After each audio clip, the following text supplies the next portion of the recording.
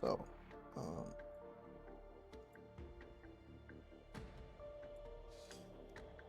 guess I'm live.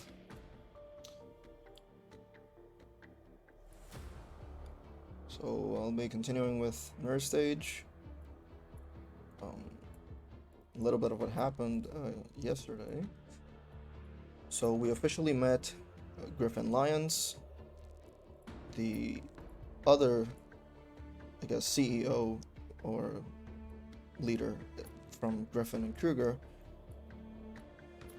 and so did Angelia.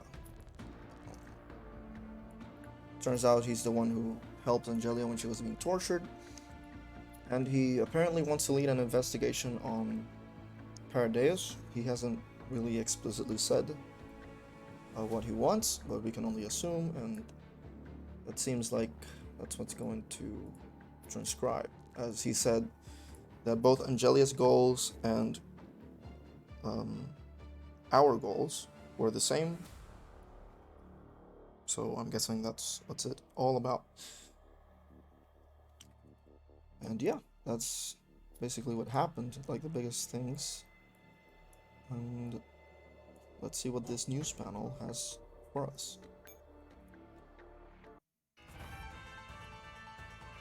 Welcome to Actually Chimera. This is Shadowless. I'll be taking you through the latest news today. Galtea Technology Corporation has set up a temporary medical station in the Green Zone today to provide emergency medical services for local residents. Among the medical staff is the renowned surgeon Gray. Due to the previous widespread power outage in the Green Zone, a queue formed by residents who need urgent medical care is already over a kilometer long. The Berlin police has dispatched more personnel to maintain order at the site. Yesterday, a certain overseas doll manufacturer was accused of low production quality as multiple customers have died from injuries caused by their dolls. The manufacturer claims that the majority of these accidents were caused by customers overworking their dolls. Recently, crimes perpetrated by dolls have been on the rise, and sociologists express their concern over this trend. Alleged members of a religious organization have congregated outside of the Ministry of Environment to protest the exploitation of natural resources and encroachment of civilian space. Law enforcement has already arrived at the scene to maintain order. The dispute thus far has not escalated. The protesters have been distributing promotional goods to unrelated passersby, causing temporary disorder. Earlier today, the police received a report regarding an alleged case of abduction in Bonsdorf, but investigations have not uncovered any missing persons. Bonsdorf is a newly constructed model village. Village Chief Elia states that the village is doing well. Today is Foundation Day of Bonsdorf, and professionals from different sectors are visiting to celebrate the achievements of the village. Regarding the alleged abduction, Elia offers full cooperation to law enforcement and pledges to protect the villagers' lives and properties. That concludes today's news. This is Actually Chimera, brought to you by the DRF.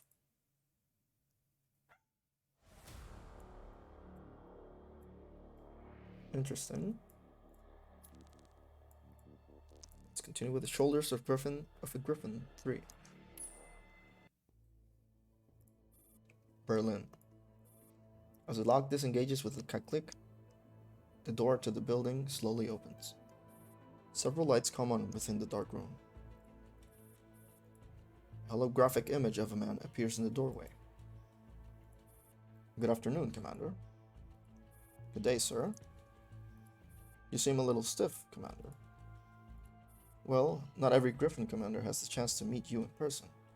I've heard of my fair share of rumors about you. Rumors are just that, rumors. Right now, I'm just an old man, performing some insignificant administrative work. You can think of me as an ordinary senior citizen, Commander. We are much closer than you imagine. But how could I do that, sir? After all, you're... Just call me Griffin, Commander. I hope we can be less formal around each other while we're in private. Alright, Mr. Griffin. While this is a memorable first meeting, I regret I can only speak to you in this manner. I hope you are not too offended. No, Of course not. Thank you for being so understanding, Commander. I too have heard a lot about you. At first, I thought someone like yourself, who has been on the battlefield many times, would have the indelible scent of bloodthirst and murder about them. But it seems to me that you are simply a kind and polite young person. I have not been through a fraction of what you've experienced, and I do not wish to become like my enemies. Huh, do pardon the ramblings of an old man. I am simply delighted to see you. Kruger has always had a good eye for talent, and I have always favored useful and capable individuals. Please excuse this bad habit of mine. Sir? Ah, yes. Please sit down. No need to be so stiff. Let us move to the main subject, Commander. Of course. Now then, before we begin, Commander, I believe you have already encountered this person. Indeed, I have found Macklin. However, there are many things about her which do not match the data provided. Before conclusive evidence is available, I would recommend considering her and the person in the picture to be one and the same. Griffin smiles. You are a sharp one, Commander. Trigger's opinion of you was not inflated. Indeed, the person in the picture is not the Macklin whom you've met. Rather, she is the Paradise agent who was planted by Anje's side in Bremen. She stole the name of Morido and infiltrated our government. For the sake of convenience, let us continue calling her Morido. So, is Macklin Morido? Or are they two identical looking women? That is what I hope you will find out. I have also arranged a consultant for you regarding this problem. A consultant? I believe you will be very happy to fight side by side with Captain Angelia Tsoy. Anje? She's in Berlin too? Perhaps it is time the two of you finally meet. I am sure you have a lot to ask her about Bremen and Morido. Alright, I see. Thank you. Truth be told, Anje is my most reliable friend. Indeed, your most reliable friends are often found by your side, Commander. I hope that after the two of you compare notes, you can become a capable agent for us in Berlin. You want me to investigate Paradise's plans for Germany? There it is. You should begin by looking into Macklin. I believe your efforts will be fruitful. Imagine you have already noticed the anomalies in Bonsdorf. The villagers seem to be worshipping Macklin in a strange fashion. Their religious and cult-like behavior certainly matches up with the Paradise modus operandi. Their sermons also validated my suspicion. Paradise's influence is spreading, and I am sure it is already deeply rooted. What else have you learned? Also, there's Macklin, or should I say Murdo, or whatever her real identity is. It seems Paradise values her greatly. When we were fleeing with her, not only did the villagers come out in force to stop us, Paradise also dispatched large numbers of troops to cut off our escape. That was definitely not an act. Their fixation on Macklin is genuine. Apart from the information about Macklin, our previous recon attempts have even uncovered the presence of a high-ranking Nito.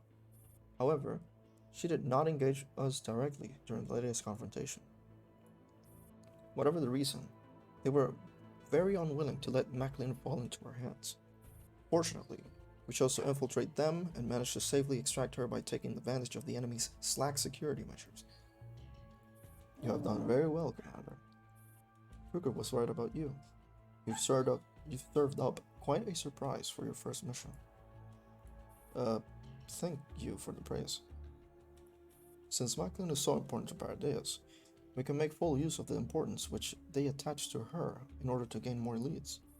I give you full discretion over how to handle this matter, Commander. I can think of nobody else who is as reliable and understands Paradise as well as you do. I understand. Paradise's activities are growing more frequent throughout Germany. The incident in Bremen was only one of many such cases, especially now that Bloody William has finally managed to extend his claws into Berlin. What is this William person like? I came here to look into this very matter. All we know from his actions is that he is a very highly placed. He is very highly placed. Otherwise, there is no way to explain how he can mobilize so many resources. I still do not know what he is planning, but I am certain that he will stop at no means to disrupt our endeavors. He has even orchestrated several terrorist attacks towards that end. I will spare no effort in my investigation, but if we end up having to face Paradeus head on like we did before, I fear our current forces are somewhat insufficient. I would very much like to personally provide you with support. However, my current duties will not permit me to do so, which is why I seek your understanding and forgiveness, Commander. I will not let the opportunities created by your previous efforts go to waste. You flatter me. Still, I will assist you to the best of my ability. I hope you enjoy the temporary command post I have prepared for you. The facilities here are quite comprehensive, and you may make free use of everything here. In addition, Barossa, you and Squad Griffin will be under the commander's authority from now on. I want you to give the commander your full support in all future operations. Yes, sir. Thank you for your help. However, I do not know if I can stop Paradeus' schemes by myself. Nevertheless, I believe you will try with all your might. That's the way you've always done it, no? Do not underestimate yourself, Commander. The things you have accomplished would be miracles in the eyes of others. I understand. Something still seems to be weighing on your mind. I might be mistaken, but could it be that you have not yet won? I have not yet won your trust? No, how could that be? It's just, perhaps going through so much has left me a little high-strung. It is good to be suspicious, and I am willing to use my actions to help quell your suspicions. Purga has mentioned your opinions many times before. Perhaps we might not be completely in alignment, but our ideals are one and the same. To be the shining beacon in a brave new world. Everything we do is for the future of ourselves and this world. Still, I spent a lot of time thinking when I learned that our company had the same motto as the Rossitras movement. What do you think about it? I thought about what I ought to be doing. How could I help our country, our society, and our world free itself from the crappy circumstances we live in? A revolutionary needs an appropriate philosophy. I believe we will get along very well. I'm not too sure about that, Mr. Griffin. Rossitrusen paints a beautiful picture of the world, but can people really unite and understand each other? Perhaps I shouldn't keep you in the dark. Do you know how I truly feel about this? Please, by all means. My answer is, they cannot. Men will never be able to stand united or understand each other forever. That is why this world needs order. It needs rules that will force them to unite, to guide them towards understanding each other. Those who cause division must be punished. Those who help each other must be rewarded. Only the existence of such behavior-shaping rules will allow mankind to right its wrongs and return the world to its intended order. Mr. Rosartre was a great pioneer, but he was an idealist. Idealism cannot help us build an ideal world. We must take responsibility for the consequences of our actions. We must build a world order that benefits all of humanity, and to that end, we will pay any price. And it will be up to you to build and dictate the order of the world. It is the heart of man that decides the order of the world. We are merely servants of mankind's interest. Your answer is a little different from what I expected. Speaking the truth is the best way of dealing with intelligent people. If slogans alone could bring about revolutions, then why would we need to speak to each other here? I have one last question. Go ahead. When we reach the end of this road and look back on the things we've sacrificed to get here, will justice and decency be among them? Commander, do you know what fables are? Fables? The hedgehog, who serves absolute truth, reduces the world to one organizing principle, raises his spines all over, and staunchly resists all other views. The cunning and mercurial fox rides the waves of tumultuous times, narrowing his eyes and discerning the discordant voices that can reshape the world. The hedgehog and the fox. It sounds more like philosophy. I will not clarify your doubts right now, just as I do not expect you to clarify mine either. Typo. But someday, you will make a choice of your own. Perhaps. In that case, I hope you will bring us good news, Commander. I have an important meeting that I need to attend to, so I will bid you farewell. Yes, sir. Griffin executes a gentlemanly bow and switches off the holographic projection. The commander's eyes fall on the chessboard laid out on the table. What kind of game awaits him this time? So, Anjay is in Berlin too. Commander, I just received an encrypted message. Got it. I took the communicator from her and played back the message. Hi, Commander. Long time no see. A familiar face appears to be on the communicator, though Anjay looks a lot more haggard than before. Still, for some reason, it feels incredibly comforting to see someone I know I can count on. Wouldn't that be like someone I know and can count on? Anyways. By the time you see this message, you'll probably have met that guy. I'm sure you're bursting with questions. So am I. So come and meet me, Commander. I'll be waiting for you at Athena's Owl at 3 p.m. today. And just to make it clear, I hate people who don't show up on time. On time. Is that so? So I finally unlocked the farming node. Gives Jaringer. Let's see what the panels, news panel. Breaking news. In the afternoon, the commotion in the streets has escalated to violence. There are physical confrontations between local residents and the police as chaos continues to spread. International humanitarian organizations urge the government to listen to the people and avoid intensifying the conflict. We'll now hand over to Shadowless, who is reporting on site. Crowd, as you can see, we are currently standing within the police security area, just several meters away from where the confrontation first started. We can hear the crowd chanting their slogans. The police states that they may mobilize water cannons to disperse the crowd. According to the authorities, power has been restored in certain areas while repairs are still on their way. I will follow up if there's any new development. Back to the station. That was short. Okay, so let's check this stage. Because it's an infinity, I expect to be comfortable with farming.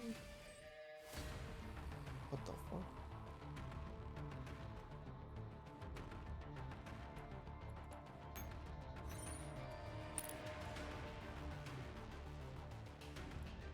Oh, the new units defended. When moving, its weapon switches to shield mode and grants 50% damage and take 2 damage. So it's like a shit, how's it called? Minotaur. In attack mode, it becomes an axe which does damage to the target and the units behind it. Yep, almost exactly. Interesting. Although it looks like it would have less HP to compensate with the shield, or less armor. Anyways, so there's Rodoleros.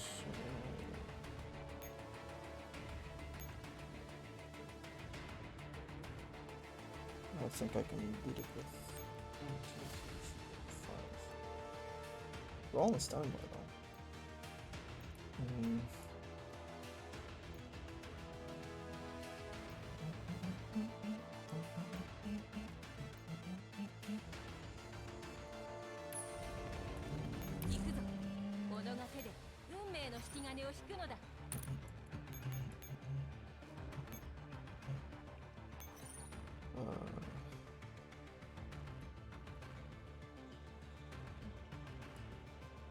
Damn, only these 4 give that drop.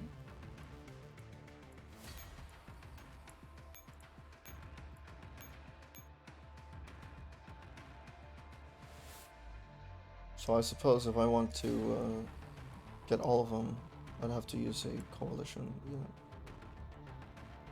to get 6. Yeah, because so it looks like that's the empty thing. Let's see how this goes anyways.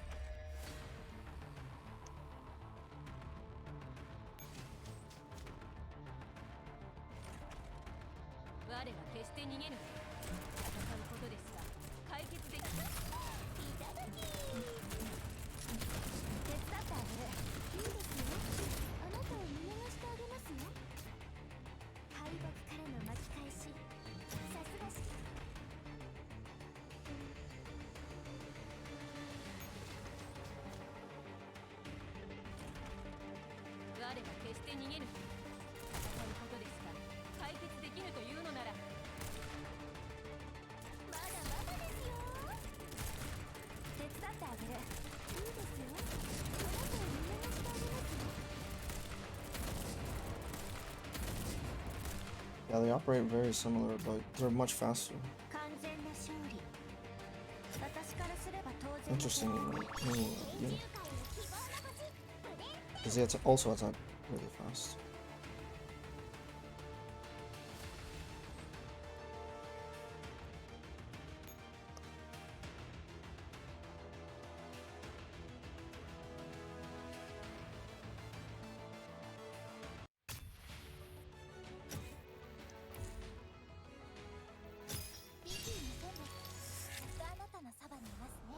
But I only got 6 from the EX. Interesting. And how many do you get from the normal? Like 1 or something?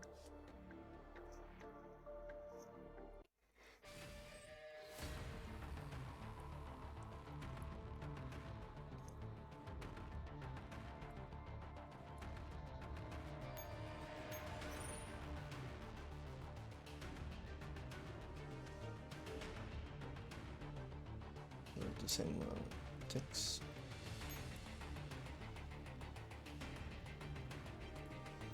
And I guess the bad thing about using coalition units is you can't use rescue ferry, so.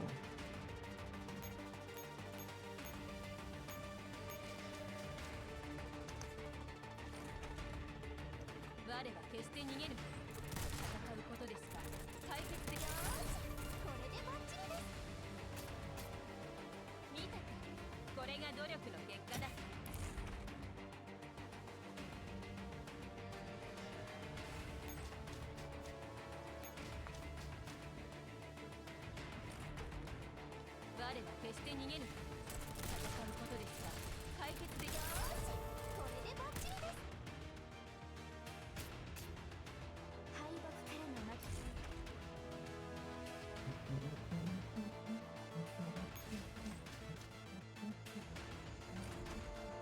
我は決して逃げぬ。戦うことですが解決。まだまだですよ。狙い撃つ。見たか、これが努力の結果だ。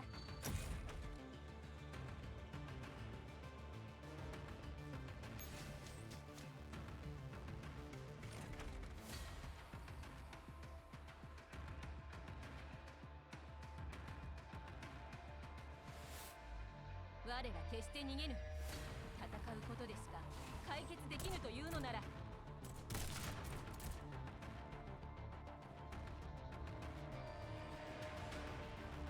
And it's laggy for some reason.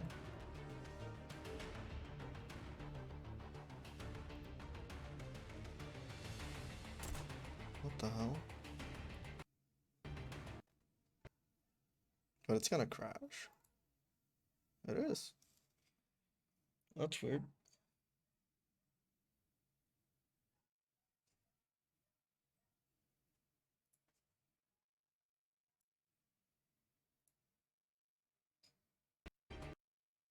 Yep, it crashed. That's really weird.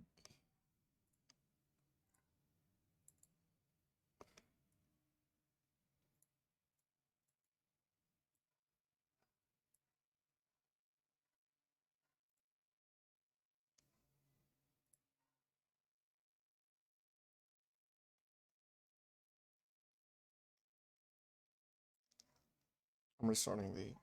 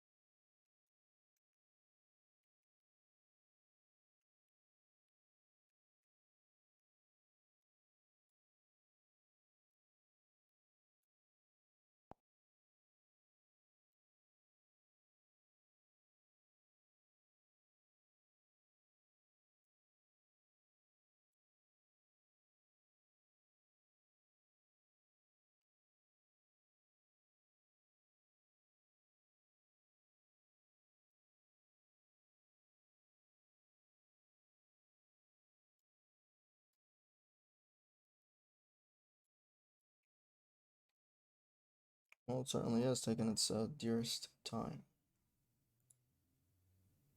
Okay, let's see. I've loaded.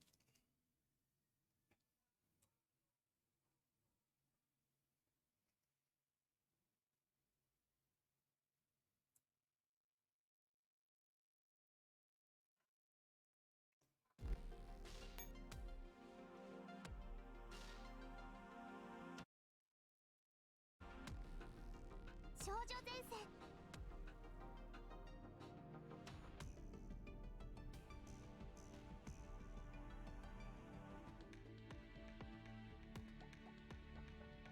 そんなにのんびりしてるとあなたのお人形さんを撃って。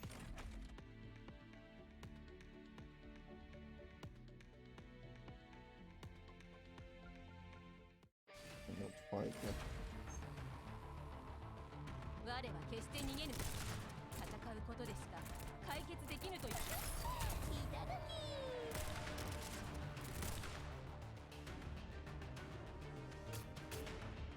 敗北からの巻き返し。さすが指揮官です。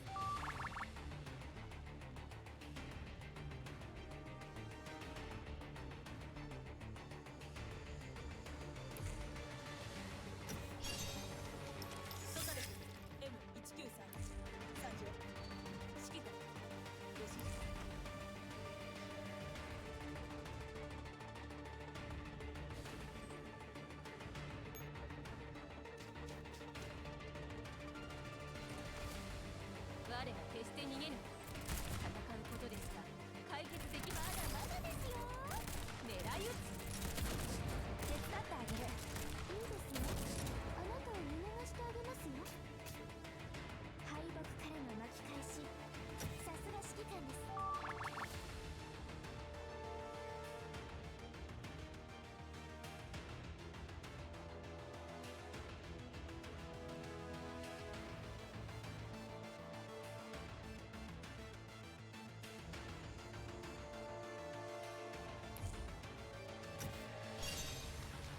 次は B08 式自動拳銃です。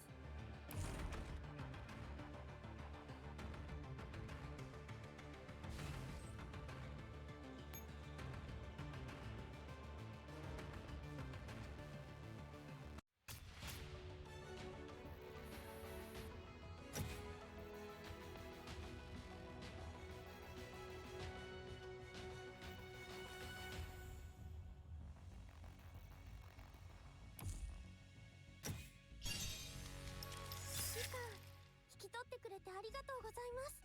美味しいパン焼いて頑張ります。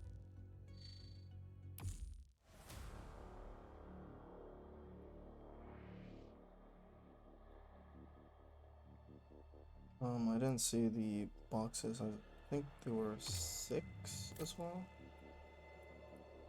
which is interesting.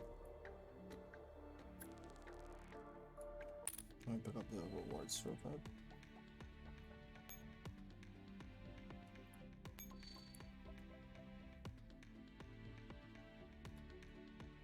Hall of Virtues. 指揮官、今日の仕事はもう決めた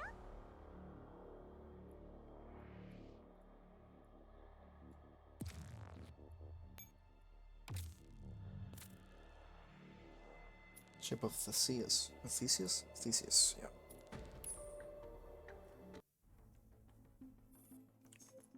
Temporary command post, Berlin. Star brings a chair of the commander for the commander to sit by the window. The afternoon sunlight streams in, warming the commander's back.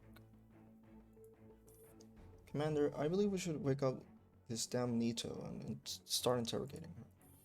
Mr. Griffin already mentioned that she looks like the mole planted next to Anji. For all we know, you might end up falling victim to her this time. I know, but she is in no physical or mental shape for that right now. Waking her up by force will not help us in our questioning either. Don't be hasty, 15. We already verified that McLean has very low combat capability. SOP 2 alone can handle her, let alone when we have so many dolls protecting the commander. But I'll ask Kanji about Morido at our meeting. Go get ready. We're moving out in 15 minutes. Weren't you supposed to meet at 3? It's basic etiquette to show up early for a meeting with a lady. Commander, there's an incoming transmission. Is it Anja? Oh god. Hi, Commander. It's been a while. I hope I didn't interrupt your refined appreciation of sleeping beauties. Huh. Before the commander can even replies, Ro has already closed the curtains without them needing to say a word. Oh my, looks like I've scored some intel which I can use to soak some money out of you. I wonder, how much would you pay to seal my lips, Commander? Cut the crap. What are you guys doing here? We're here because Miss Helium most generously paid our urgent booking fees in order to help the poor, isolated commander, of course.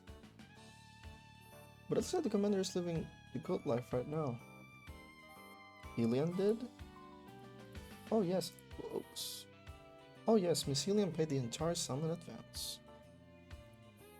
Right? 45? Didn't Kalina ask us to pass a message on to the commander? Kalina? You've spoken to Kalina? How does she know? Has her condition improved? Has she been discharged yet? She's alright. At least you sounded like quite energetic when she passed on her message to you. What did she want you to tell me?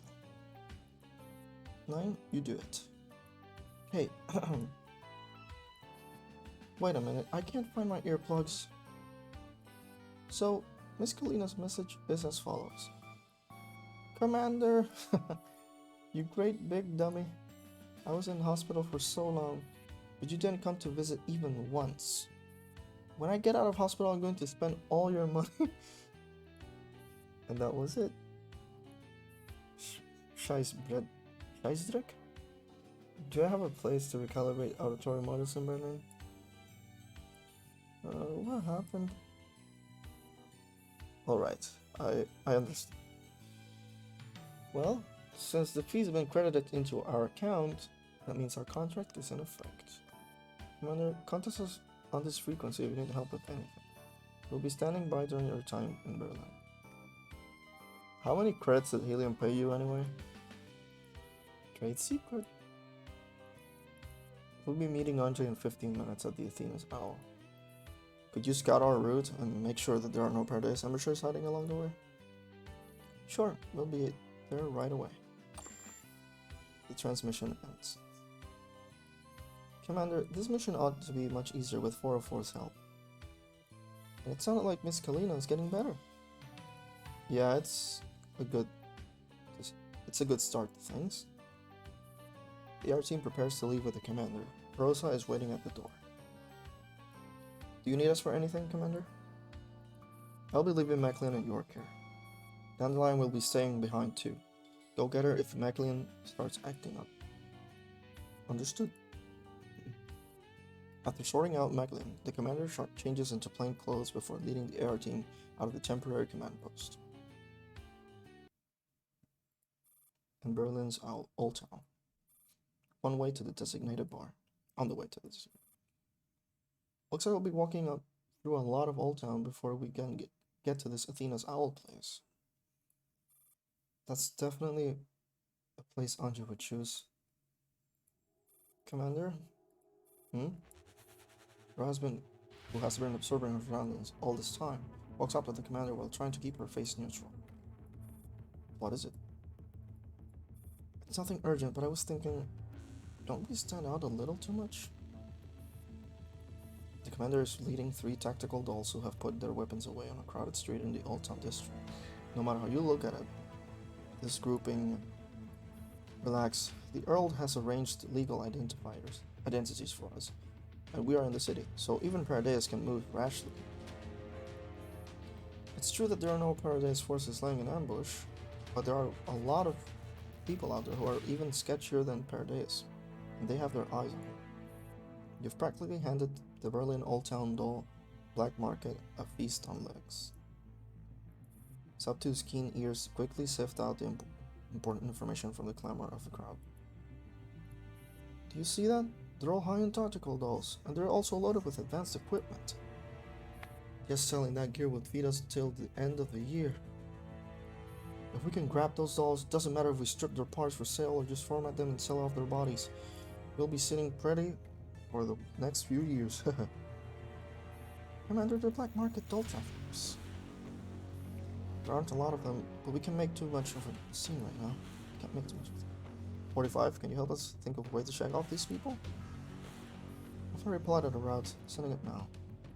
Right. Row, follow the route at top speed. The commander and company proceed as guided by Squad 4. After following the route they've been given, the party temporarily shakes off the thugs following them and blends into the hustle and bustle of the Old Town district. Man, it's so busy here. Looks like we're holding a festival or something. And how come they're selling anti-elite stuffs everywhere? Does it really work? All things aside, one look at a price and you can't tell they can't possibly be of use. You can tell. It's just a bunch of profit-driven merchants exploiting the people's despair by slapping anti-elite on the items they sell. But won't those merchants get beaten up if people find out? Survivor bias is a thing. After all, the only way to tell if these anti-elite goods work is if you go into a contaminated zone yourself. And only those who come back alive will have the chance to get feedback on them. Have we lost them, 45? Come behind. 45, do you copy? Off. The transmission to 404 suddenly cuts out. Why do we keep clogging up when it matters? Stay alert and continue towards the bar. I don't know what's the special occasion, but the crowded streets are filled with salespeople peddling anti-elite wares. Coliseum's employees all use this super effective anti-elite medicine. We also have blessed anti-elite talismans. Big bargains, discounts if you buy in bulk. Do have a look, ladies. These are the latest anti-elite basketball shoes. What the fuck? Not only are they radiation proof, they have collector's value too. Bro looks behind, looks back, and spots the thugs from earlier still following. Commander, they've caught up to us.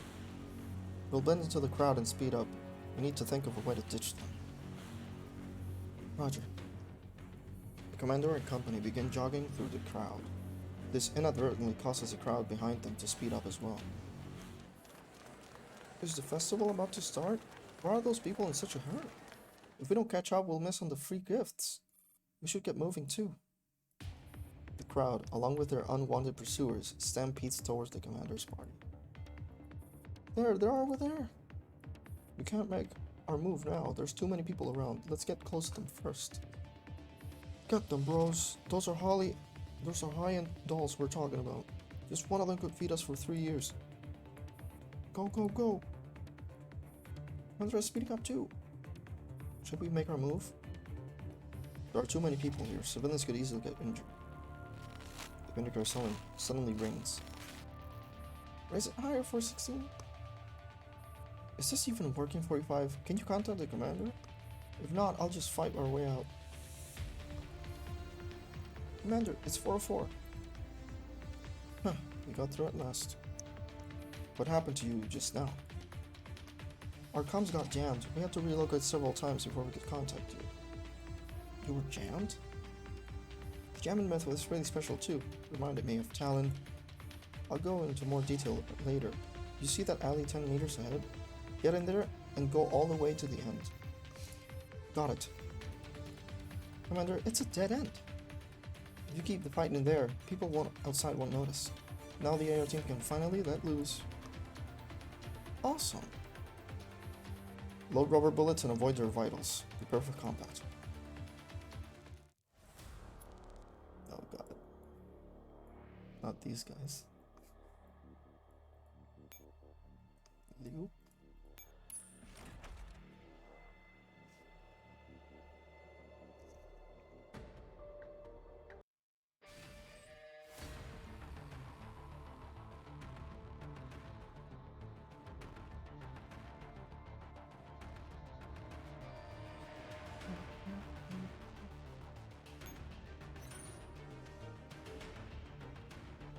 Unknown victory condition?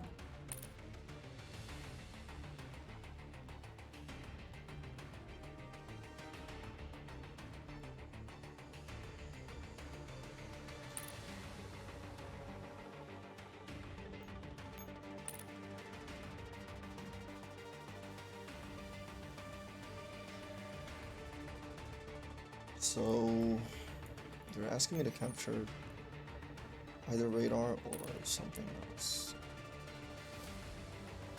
If I had to guess, the other condition would be with these hidden nodes.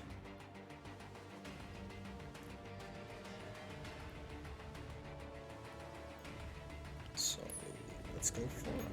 行くぞ。己が手で運命の引き金を引くのだ。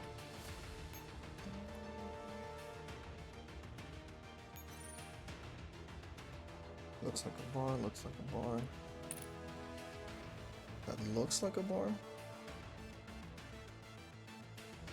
Because I have to get down the line here.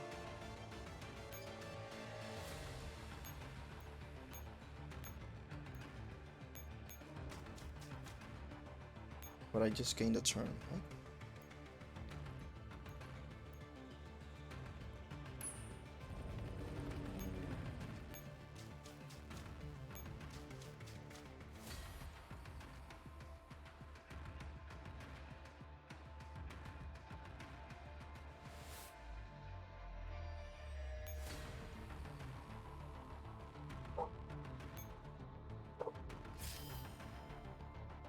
This one's in patrol, I suppose he's...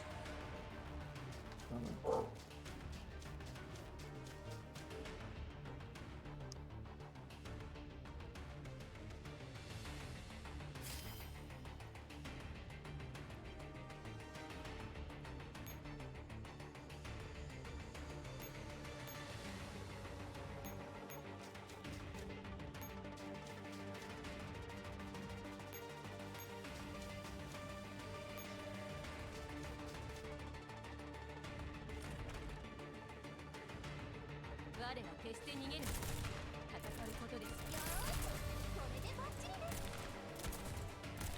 いい考えがあるわ。覚悟の感じられない人権 Wait, だ he な。 shot first his. 完全な勝利。私からすれば当然の結果ね。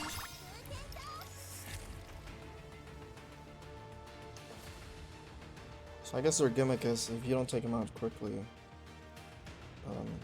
they're just gonna rush you down. So it says anything else. So if 8 seconds before taking out disregarding the environment. If there are 2 other friendly units up ahead, enter a special state where evasion is greatly increased. This unit can move past all units to reach the enemy backline. When there are others in front of this unit, it will gain a huge buff in evasion, wipe out all their enemies. Simply deploy units with high accuracy.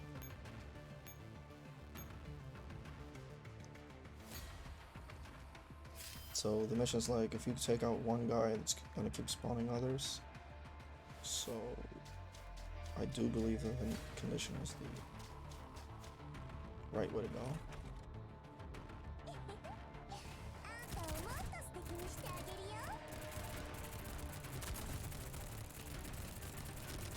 捕らえた。この2発で十分。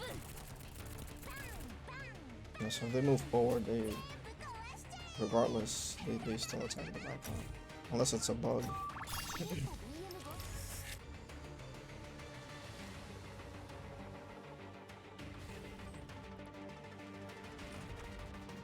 我は決して逃げぬ。戦うことですから解決だ。いただき。いい考えがあるわ。見たか。これが努力の結果だ。どういう。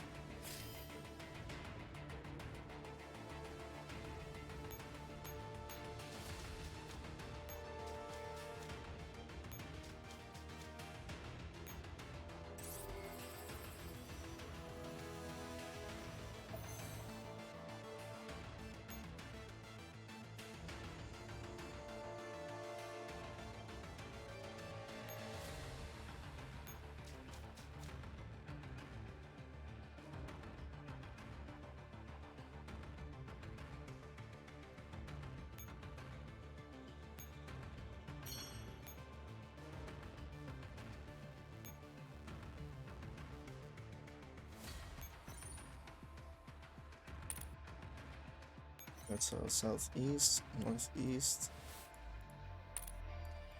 Okay, so yeah, this is the,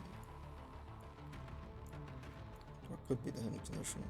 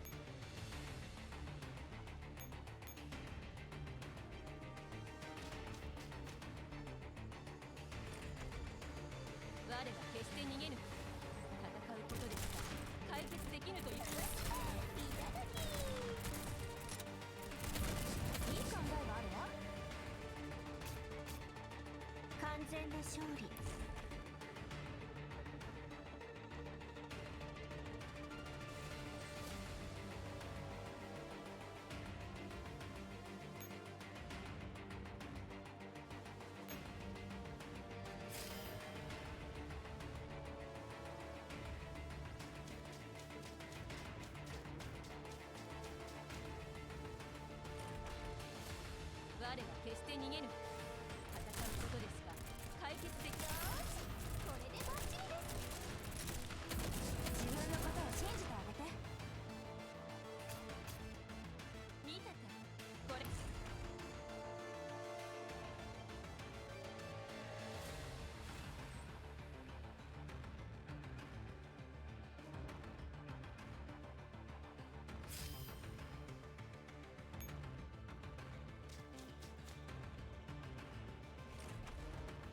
我は決して逃げぬ。戦うことですが解決まだまだですよ。狙い撃つ。手伝ってあげる。お腹を作ってあげますよ。急には参りません。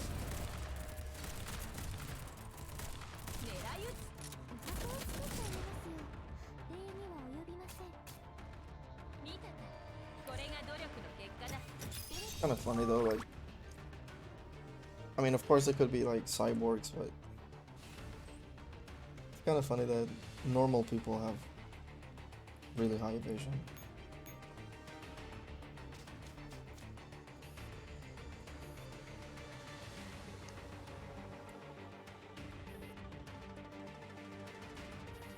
Commander, Commander, Commander, over here, over here, over here. Commander, this is the place.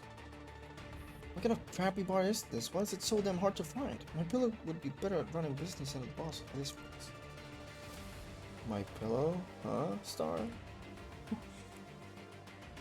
Athena's owl suddenly looms into view in front of everyone.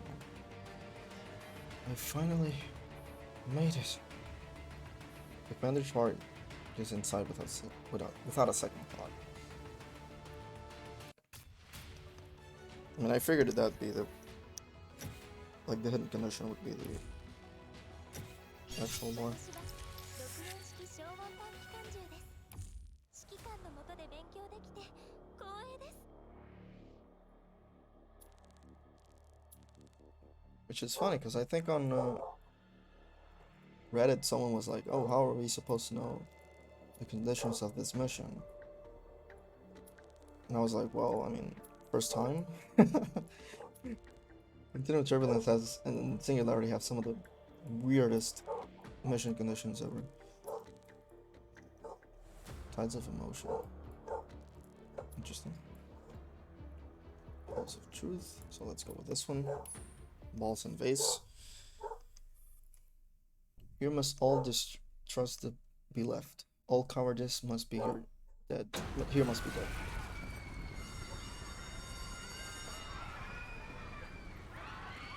This is no hell on earth. Spirits are buried in the ashes.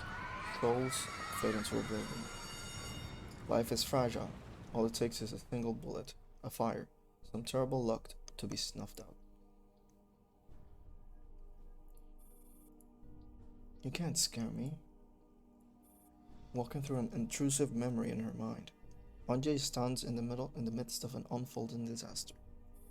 The shivering young girl can only pray helplessly as she cowers behind a blast containment wall. Anjay gazes at the girl as her ears are assaulted by ear-splitting noise around them. Hey, get up. I'm telling you to get up. Amid the commotion, the girl lifts her head and meets Anjay's gaze. In the bottom of her cheery eyes lies a whirlpool of heavy darkness. Anjay finds herself tumbling down this endless abyss.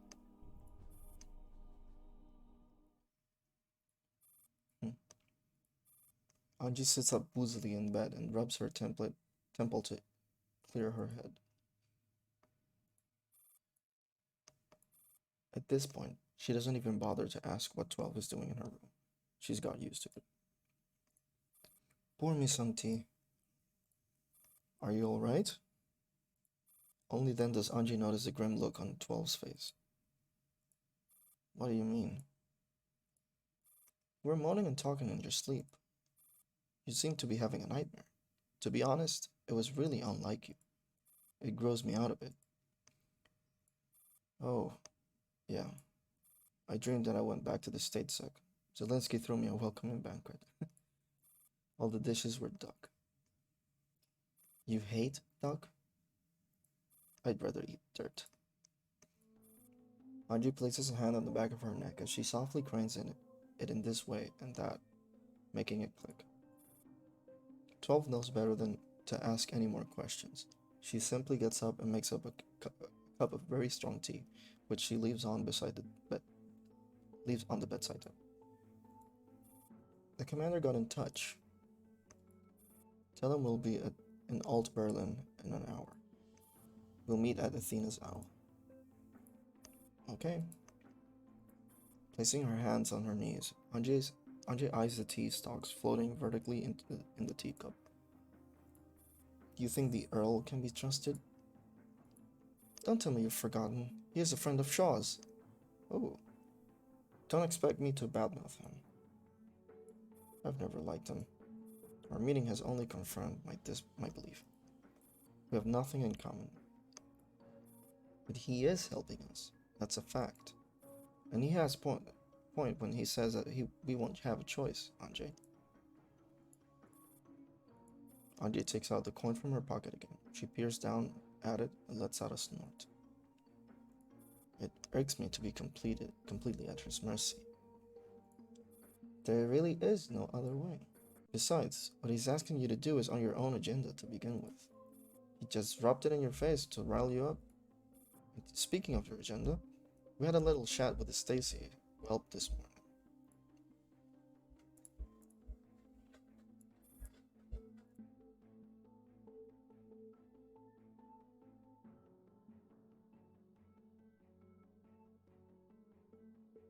Okay. You mean Light? Yes. You don't seem to like him. Quite the contrary. Anjay flips the coin up and catches it on the back of her hand. He may be young, but he's level-headed, meticulous, good in a fight, and most importantly, he has impeccable manners. Jay is right. He has a great potential and bright future ahead of him. I have a lot of admiration for him. However, 12 ponders for a moment and points up. However, I initially held Morido in exactly the same regard. Anjay lifts her hand and reveals the heads of the coin. I've never seen a male Nito. 12 looks like 12 looks a little glum. You know, that's not what I mean.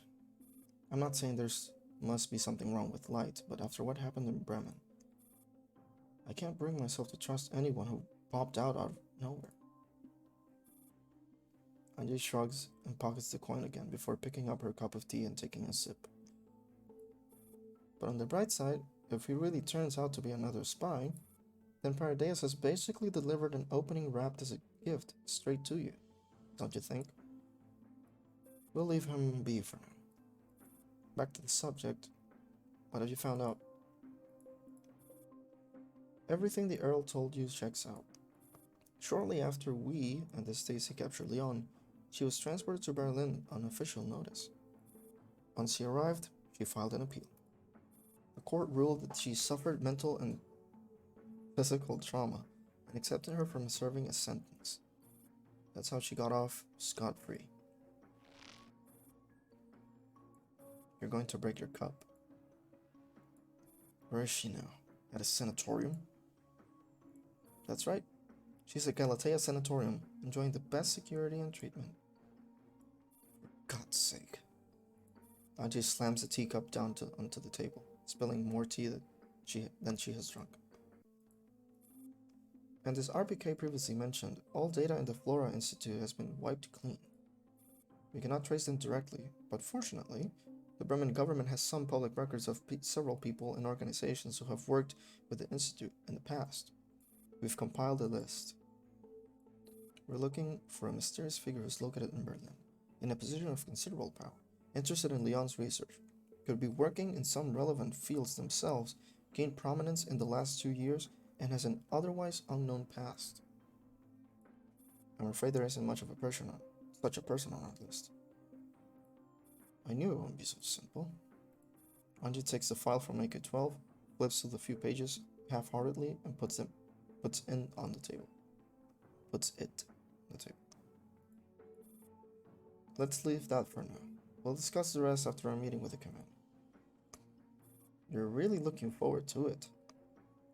Even a fish would poke its head out of water to breathe if there's no oxygen in the water. Let's go. I mean, by that point it wouldn't be water, but... Okay.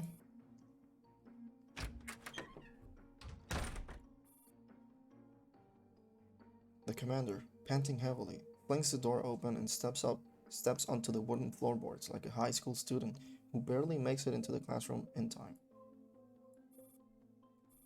This out-of-place newcomer has instantly attracted the attention of the handful of customers and staff inside the bar. The piercing stares are making them a little uncomfortable. Excuse me?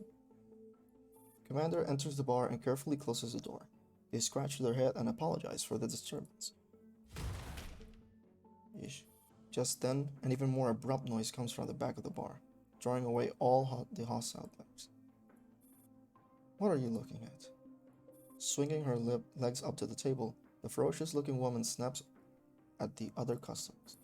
Realizing she isn't to be messed with, everyone averts their eyes and returns to their own business. The commander chuckles to themselves as they walk up to the woman's table, drag over a chair, and sits down. Could you remove your boots from the table, please? You should learn the proper way of dealing with people like these, Commander. I simply wish to keep a low profile. Is it really okay for you to be so conspicuous? Don't you worry. Who knows how many of them are actual customers? Anji snorts and lowers her voice.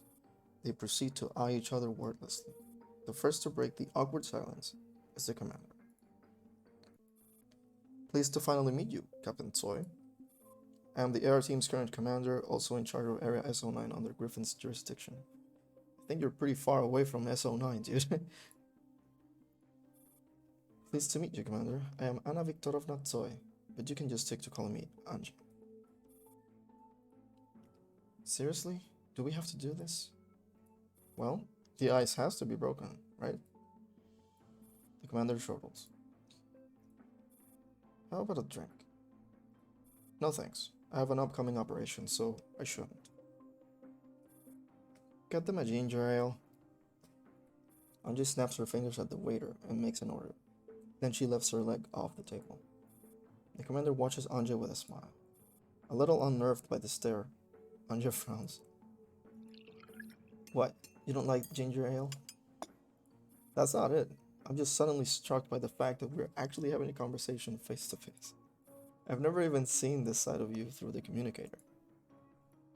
You talk too much. Anji crosses her arms and snickers. So, you've talked to the five? Yes, I've also met RPK-16. We talked at the summer base. She's working for you now? More or less. How many adults have you brought with you? Just the AR team and the 404, plus Dandelion, of course. The Earl has also supplied an additional squad, Griffin. You've met him? Not exactly, but we did talk. How do you find him? This was the first time I've talked to the Earl ever since I joined Griffin. He strikes me as a very different man compared to Mr. Kruger, but is equally bold and driven. Why has he summoned you to Berlin? For the same reason you're here. You know what I'm doing here? I'm unaware of the specifics, but I suppose it's about Paradise.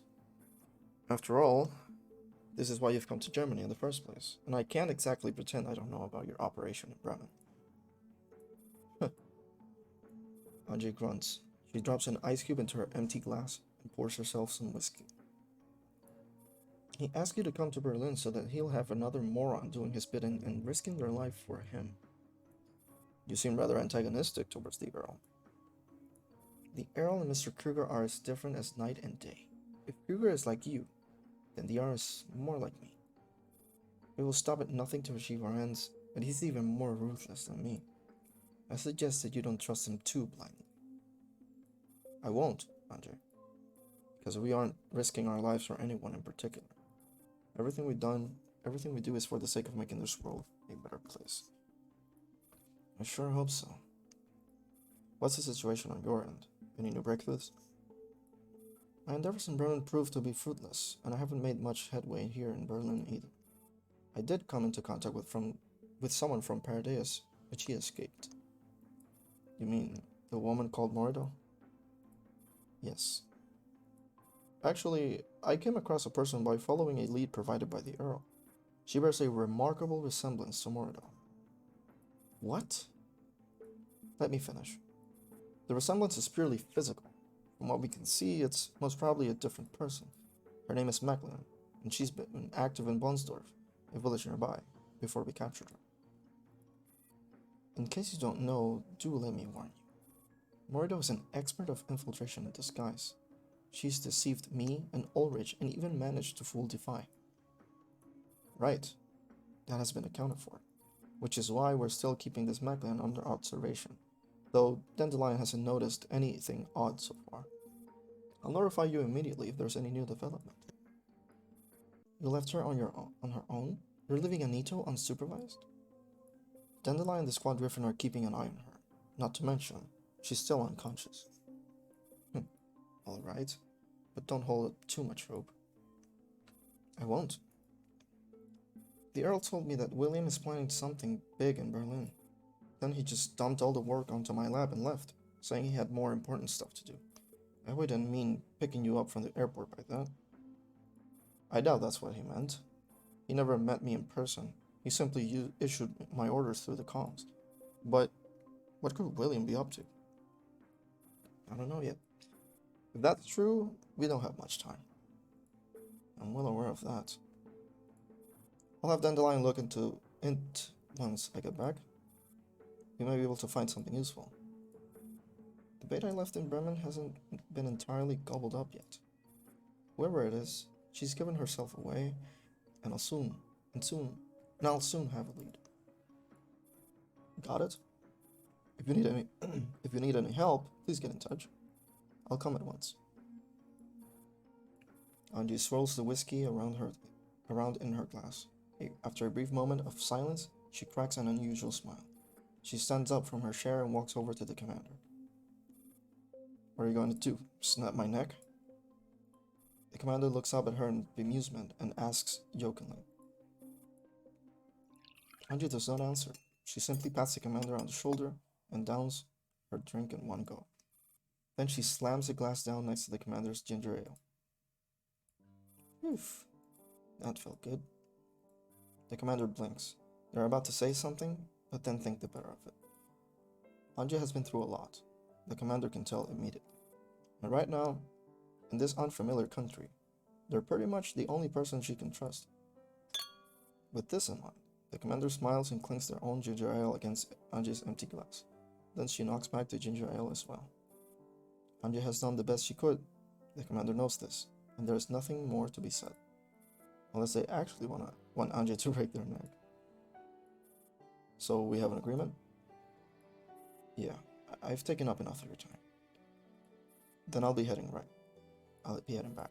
If Macklin wakes up, I'll have a lot of questions for her. Macklin or Murdo? Macklin, for the time being. Alright. After seeing off the commander, Anja shakes her head lightly and taps the comms in her ear. Enough with the chit chat, 12. Get ready, we're paying Leon a visit. A melting ice cube slides down and knocks against the bottom of the glass. The bar is now empty.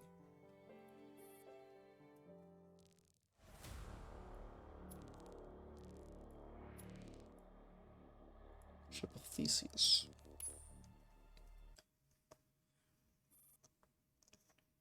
At the entrance of Athena's Owl. 1 minute left. Commander, we'll be staying by outside. If there's anything... 30 seconds. The commander rushes into the bar. Oof, made it in the nick of time at least. 45. What was with that signal interference? We still haven't identified the precise cause, but it was definitely very fishy. Who would have thought that UMP-45, the EW expert, would end up being jammed? And she took so long to resolve the issue too. Actually, we didn't. We couldn't find any sign of a jammer, so we had to keep changing positions to gauge the jammer's effective range. How could you not find it? In theory, jammers work by sending signals to generate interference that breaks our connections. Yes, which is why I said it was fishy. With normal jammers, we'd be able to at least sense their presence even if we couldn't disable them. But this particular jammer felt like it directly cut off our connections. I couldn't feel anything. That is very dangerous. Yeah, we'll discuss this further once the commander is done in there. Right now, we need to rest. Copy that. After ending the transmission, Ro continues to puzzle over the jamming issue. Sub 2 shakes her by the shoulder and points to the huge display board opposite to the bar. The supermarket across the street turns on its exterior display at 3 p.m. sharp. The display, written in the fancy font, reads, "Congratulations on Galasea's Corporation's 100th anniversary." Bro, look! So that's why the crowd was going crazy earlier. It was all because of this. This Galatea Corporation sure is swanky. Maybe when we get our own 100th anniversary, we can ask the commander to buy an ad signboard just like this. By then, the commander will be an old. Let's leave it at that. Rogates is at the monitor that is currently playing Galatea Corporation publicity videos. A good-looking refugee representative is currently making a speech to convey her gratitude. Galatea Corporation has done a lot for us, not only in terms of material support, but also in spiritual comfort. Many people think that they are already bestowing a most gracious gift by giving us refuge, even though they've done little to improve our terrible living condition. Only the Galatea sees our pain of losing our homes to radiation contamination and often offers a helping hand. What's on your mind, bro? The name of this corporation also came up in Bonstorf. Both the timing and location where it showed up were surprisingly coincidental. The bell behind the door tinkles softly. A white-haired girl steps out, carrying a bag of cat food in her arms. 94? 15. Hello, members of the AR team. Hi. Are Anjay and the commander having a good chat? It's pretty good. 94 quietly walks to the side of the road and crouches down. The cat that was sunning itself on the eaves lazily jumps down and rubs against AN-94's hand. Since you're here, that means the doorbell tinkles again. If it isn't the AR team, it's been a while. Yes, it really has. You should go in and get a drink. The bartender here is pretty good. Of all bars Anjay and I have visited, his mixing skills rank him on the top 3. Ow. Then why'd you come out? It's obviously because there's someone annoying in there. You guys came to Berlin first. How is it? Not good. Recently, Anjay's been... well, I guess you can tell. Is it because of that Morido woman? Of course. She's the cause of all this. If it weren't for her, we wouldn't even be here. What is she like? She's a devious high-spec Nito who's an expert in pretense. She can change personalities and the way people change clothes. Is she good at disguising herself? Without a question. Morido is a very talented con artist. Anjay is as sharp as a knife, and even she was deceived. We might have captured Morido. 15, we can't be sure of that yet. The commander is still looking into it. Oh, then you'd better be careful. All the grief we've gone through recently is thanks to her. No wonder she could draw that many Paradise troops. She's also very good at changing her image to take advantage of her victim's weakness. I'm a bit concerned. Someone like the commander could certainly resist interrogation, but perhaps not a request for help coming from a weak and vulnerable person. While the commander is both righteous and kind, I don't think they'd be easily deceived. Don't worry, Anjay's definitely going to give the commander lots of useful suggestions. Oh my, so many familiar faces. Are you 16 and 15 of the Task Force Defy? Yes, we are. And you must be row 635, current leader of the AR team, right? Hello, nice to meet you. Nice to meet you. Oh, don't mind me. Please carry on with your conversation. The moment 16 shows up, 12 leans against the wall and closes her eyes to rest. Silence hangs in the air. In the distance, the Galatea Corporation publicity videos are still showering on. Miss Gray. All this time, Galatea Corporation has focused its efforts on researching anti-elite medications, and I believe everyone will be happy with the results we have achieved. You may have heard of the new type of anti-elite medication called Idun. Our aspirations for this formulation are to make it safer, more effective, cheaper, and more widely available. Idun has shown promising results in clinical trials so far, and is currently under review by the government. We believe that it can be launched in the not too distant future, and when that happens, we cordially invite everyone to judge the effectiveness of Eden for themselves. It is always darkest before dawn, so please do not give up hope. We will surely see the first rays when the sun comes up. The crowd surrounding the monitor cheers wildly. Even from quite a distance away, adults gathered at the bar's rear entrance can feel the genuine outpour of joy and hope from the people.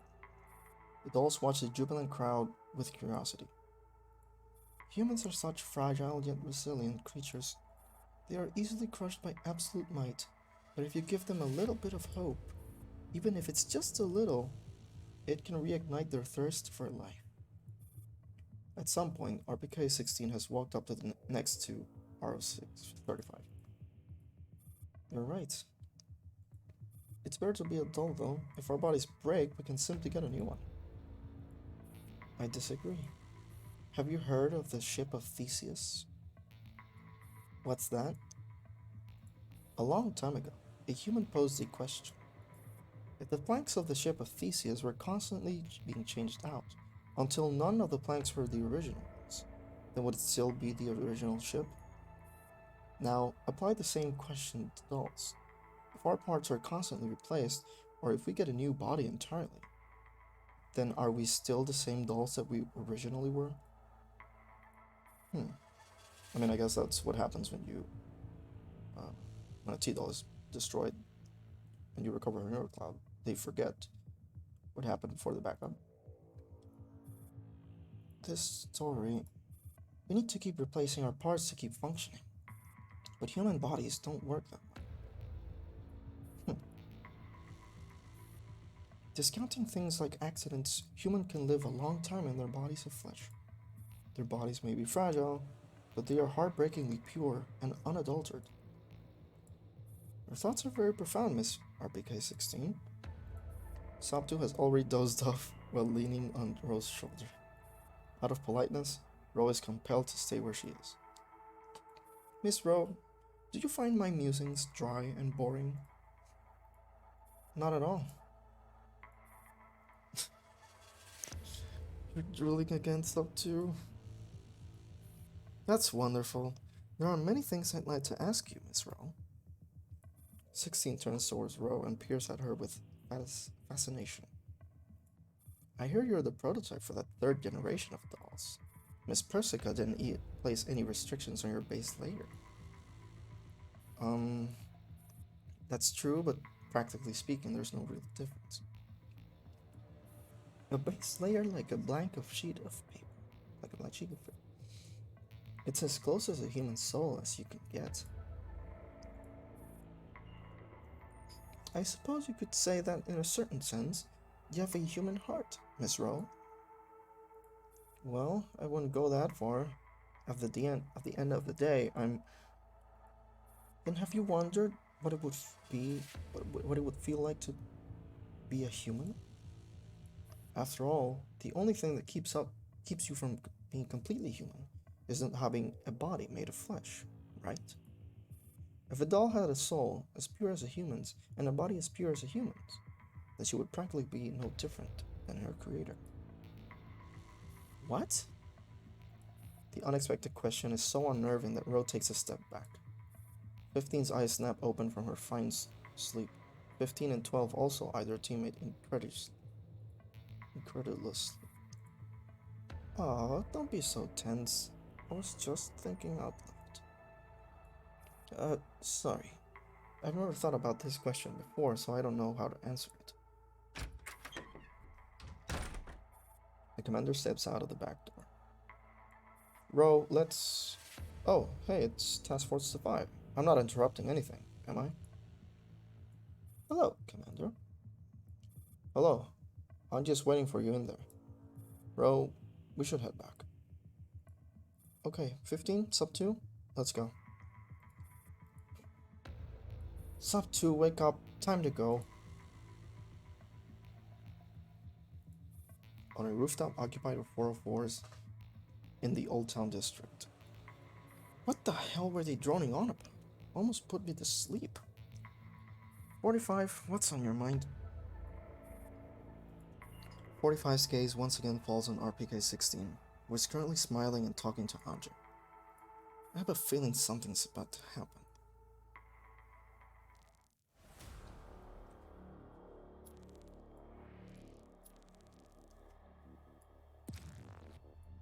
Five out of 36, like, these are really long.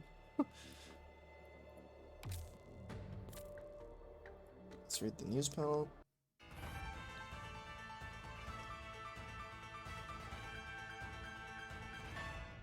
Welcome to Actual Chimera. This is Shadowless. I will be taking you through the latest news today. Unknown religious activities are becoming more common in areas surrounding Berlin. Experts believe that Elid could be the main cause. Since the end of the war, there have been over 1.69 million cases of Elid in Berlin alone, with the death toll being close to 170,000.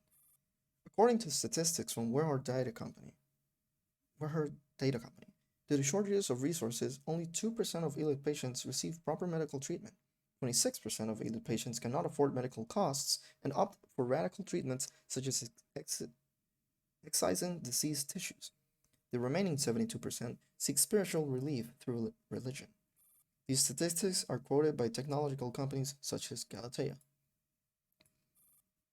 Early this morning, the police arrested the main perpetrator of a robbery in central Berlin, who has been confirmed as a refugee.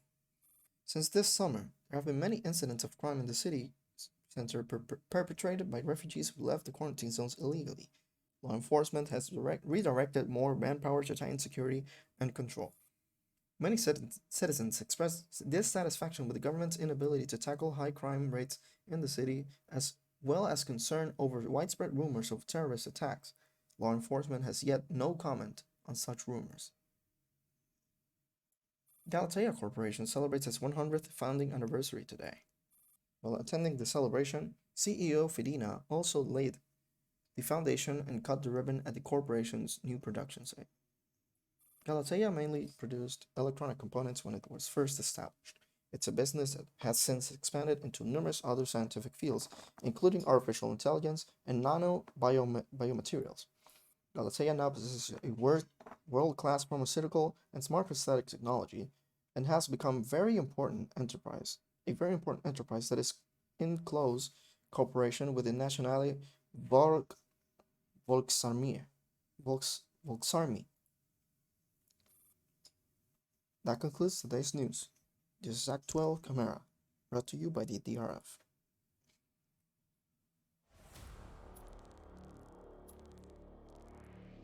Give me a second real quick.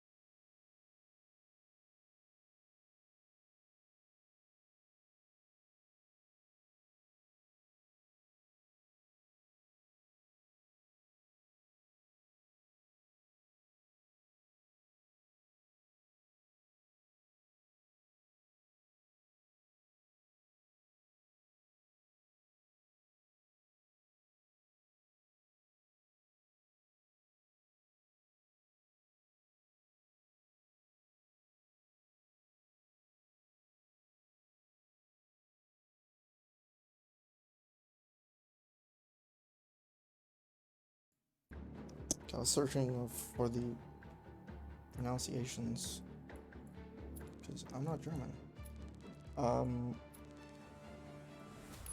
Try not to fuck up the pronunciations.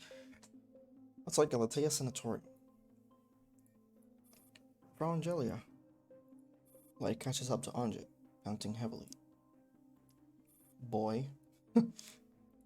Anje comes up to an abrupt halt. If the situation were any different, I would never have let you follow me around. If you insist on working with me, we've got to lay down some ground rules. First of all, don't Frau me. Sure? We'll leave the rest till later. Anji turns away coldly and marches on. Ugh. Don't mind her. Anji isn't being particularly hard on you. She's like that to everyone. Okay, thanks. Light smiles helplessly at 12 and gives her a nod before catching up with Anji again. After a few paces, the grandiose buildings appears before them. Anji stops again, seemingly in no hurry. So this is it? The sanatorium where Leon's been admitted to? It's kind of funny because this background has Russian in it. Yes, Leon is currently receiving treatment there. Huh, I didn't think she'd agree to meet. If she refused to see me, I wouldn't be able to force her in this kind of place. Fortunately, Leon seems quite eager to talk. She accepted your invitation almost immediately. I hope she'll give us something useful. Anji crosses her arms and glances at the main entrance. For a place that's meant to be peaceful and quiet, there are a lot of random people hanging around, don't you think? 15? We're detecting a large amount of cameras. Oh. Light seems to have realized something and scratches his head sheepishly. They're from the Berlin Television Broadcasting. Berlin Television Broadcasting? The main branch of the Deutscher Pressenfunk, largest state-sanctioned broadcasting company in Germany. Deutscher. What are news reporters doing here? Other than Leon, are there any other high-profile patients in the sanatorium? Leone?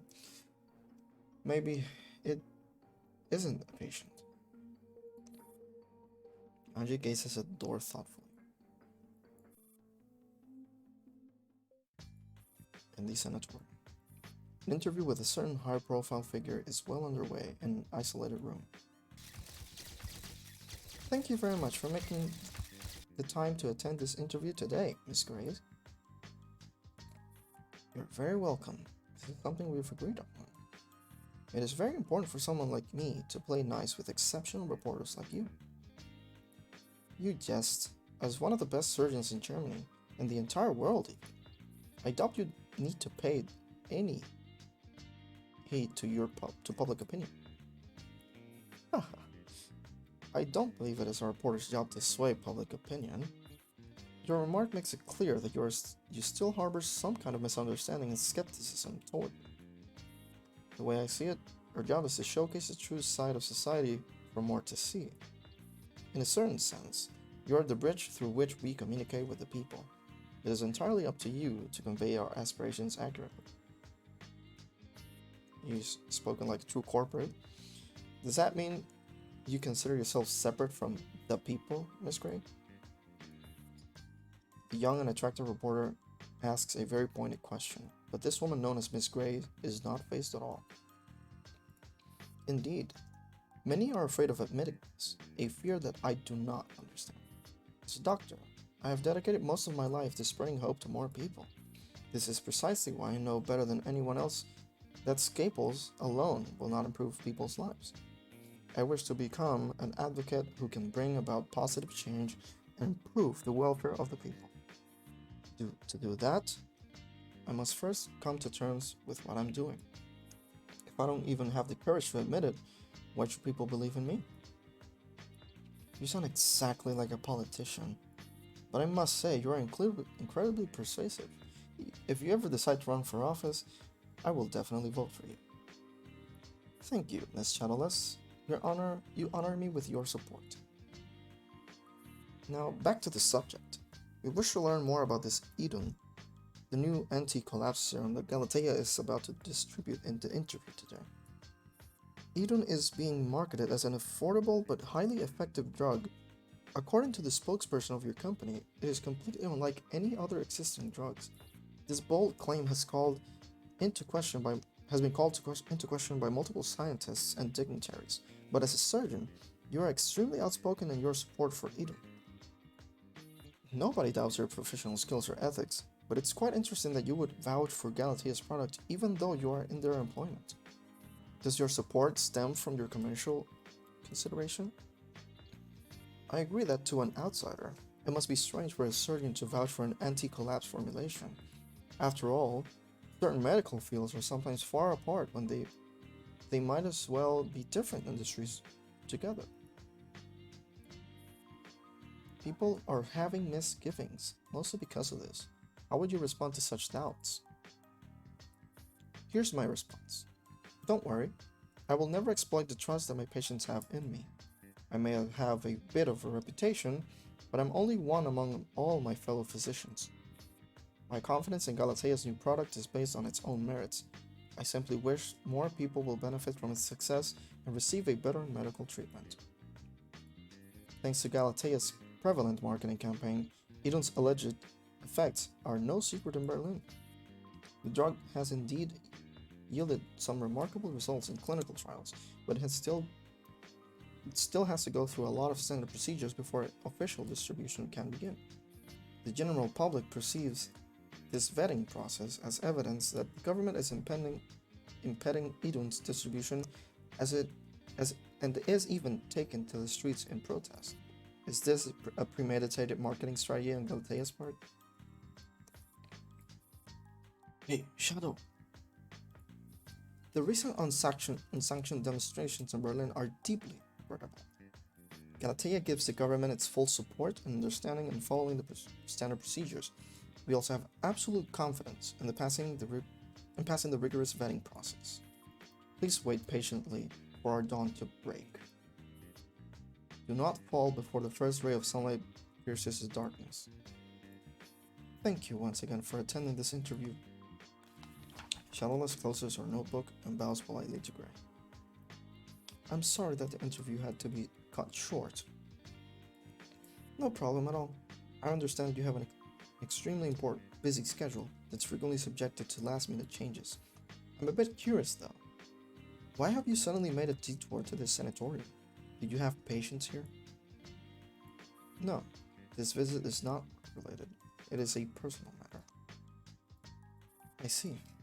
In that case, we'll be taking our leave. The interview will air after some editing. Thank you, Miss Shadowless. Don't mention it, just doing my job. Shadowless suddenly lets out a sound of surprise, and she's packing her bag. Is something wrong?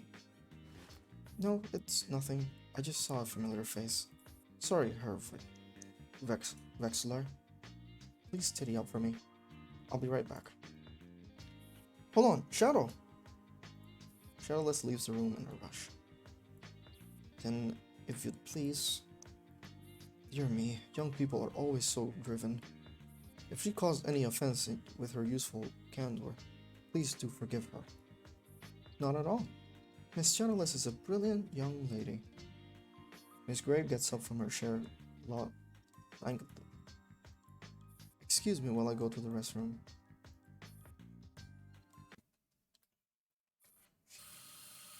The running faucet under which Miss Gray is washing her hands produces the only sound in the otherwise quiet room. Miss Gray fastidiously cleans her long, slender fingers with foamy soap and rinses it under the faucet. I don't take unscheduled interviews. After pulling out several tissues, she starts tidying up her appearance in front of the mirror and says out of the blue. In an inconspicuous corner of the mirror, a woman suddenly emerges. Your reputation precedes you, Lady of Ashes. Please, just call me Gray. Miss Gray dries her hand and inspects them again. Satisfied that they are not thoroughly clean, she balls up the tissues and discards them in the nearby garbage can. You don't seem to be at all concerned about being stalked by a stranger. If you were a stranger, I would have alerted the guards immediately. But I do have the patience to entertain a certain Miss Anna Viktorovna Tsoi. You know me?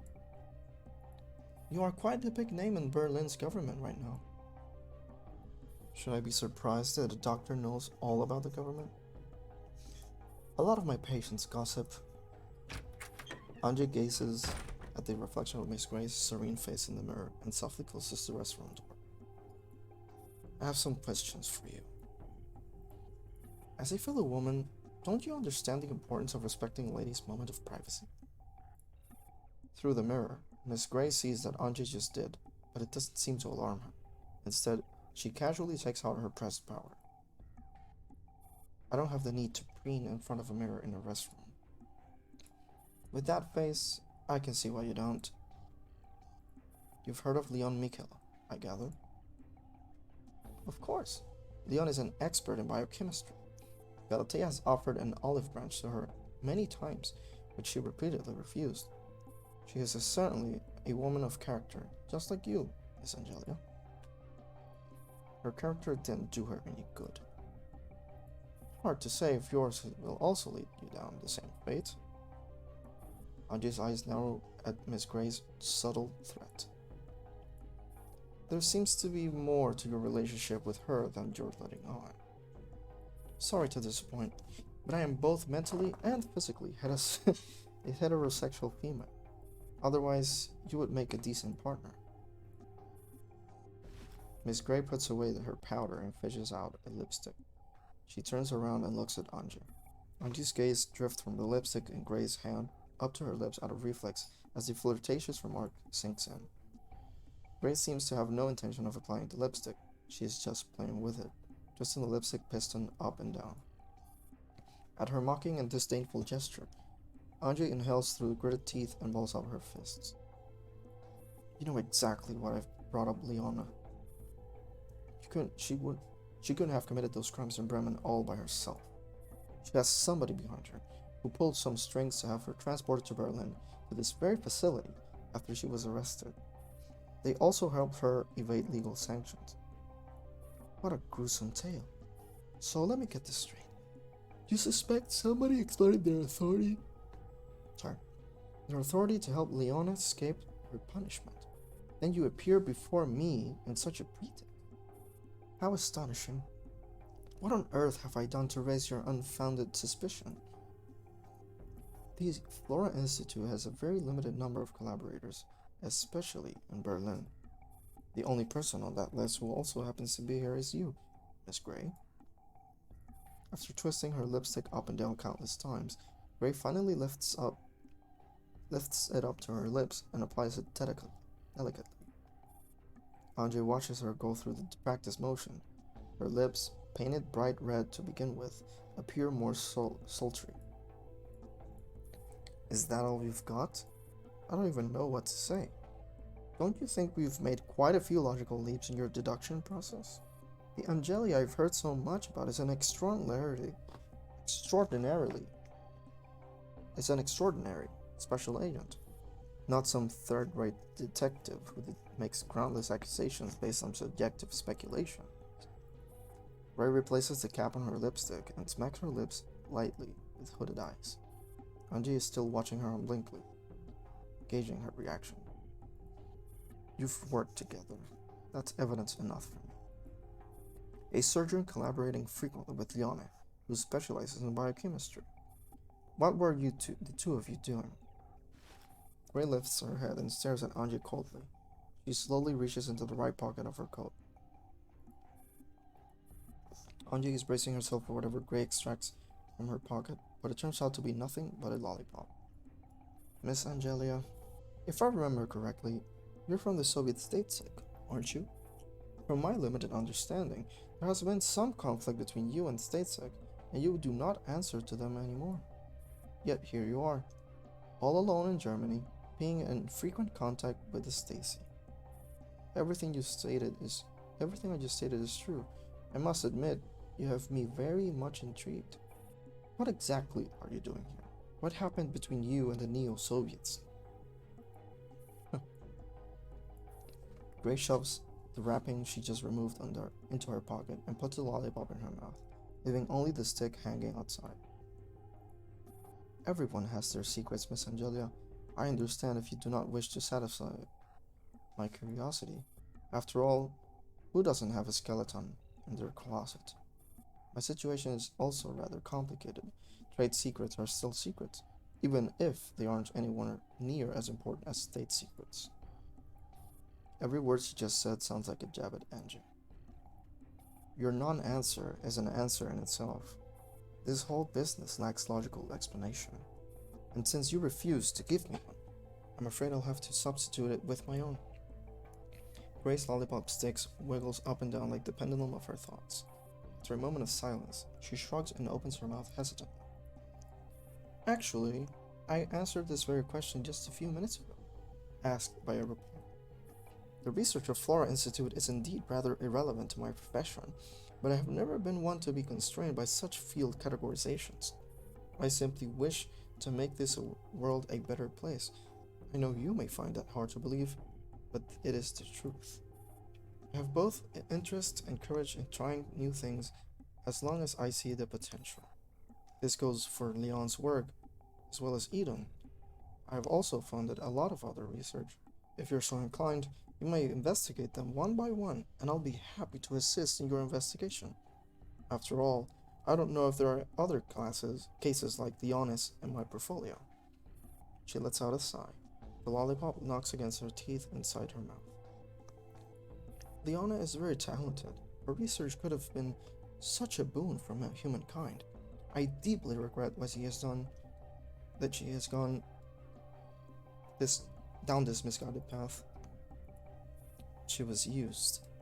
The real source of evil is whoever's manipulated her from behind the scenes. Then I sincerely wish you all the success in hunting down this manipulator and bringing them to justice. Anji's fingers twitch. It suddenly occurs to her that she is dealing with someone who's a different kind of trouble. What if the people who interviewed you find out about this scandal? Then I'll be forced to issue an apology. I will apologize for not discovering my collaborators' criminal intent in time and denounce the Flora Institute for their unethical practices. Meanwhile, the Gray Institute in Biotechnology will make a donation to support medical aid. After that, this incident will be swept under the carpet, along with anyone who investigated it. You Soviet agents are so amusing. Don't make a movie villain out of me, Miss Angelio. I really do like you, you know? Do you know? Well, I don't know what I've done to deserve your admiration. Perhaps one day, we will find ourselves standing on the same side, fighting for the same goal. Before that, I don't mind making friends with someone like you. I don't usually bother wasting so much time on idle chit-chat with people I don't like. Gray straightens up and makes for the door. She puts a hand on the doorknob. Anji grabs her arm out of reflex. Gray's arm is incredibly slender. Anji has the feeling that she could snap this important tool up and upon which Gray's entire livelihood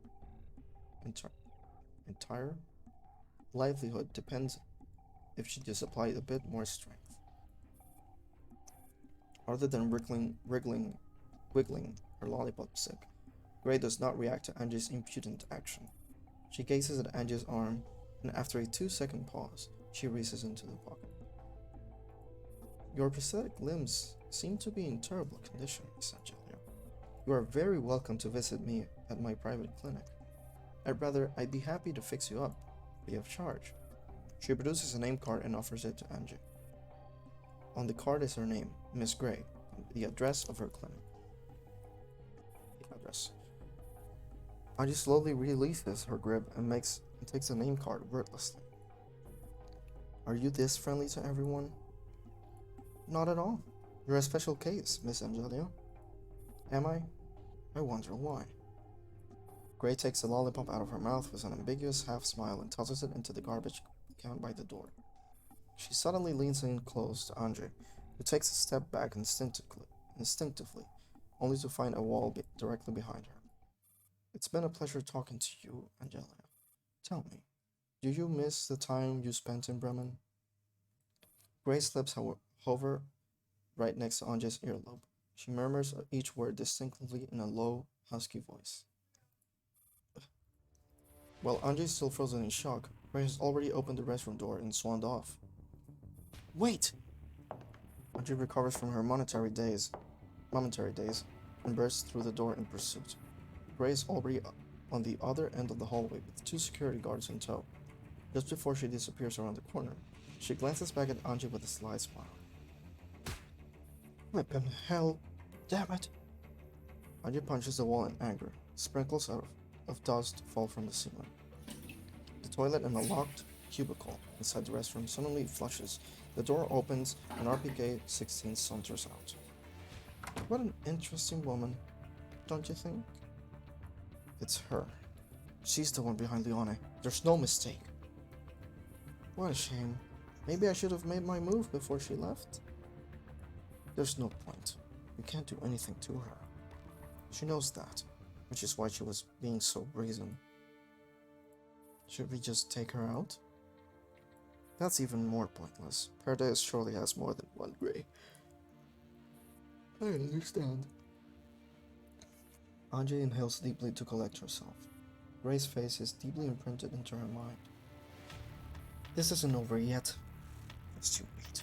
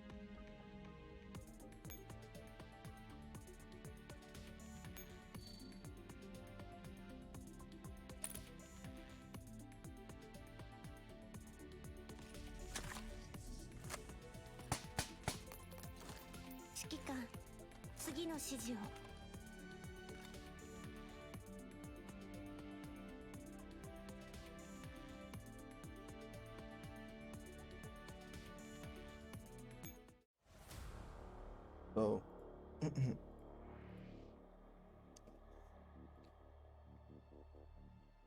because there's a lot of reading to do, like a lot, um, I think I'll just read this one and then I'll just read on my own,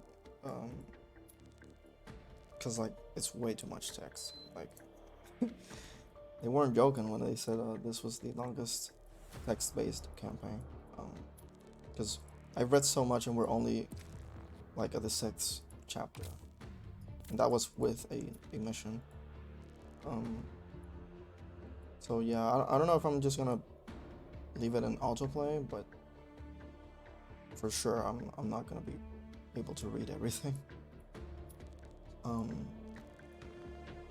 So yeah, if I can, then I will try, most definitely, but some are just really long, like Written Liar. That was a lot.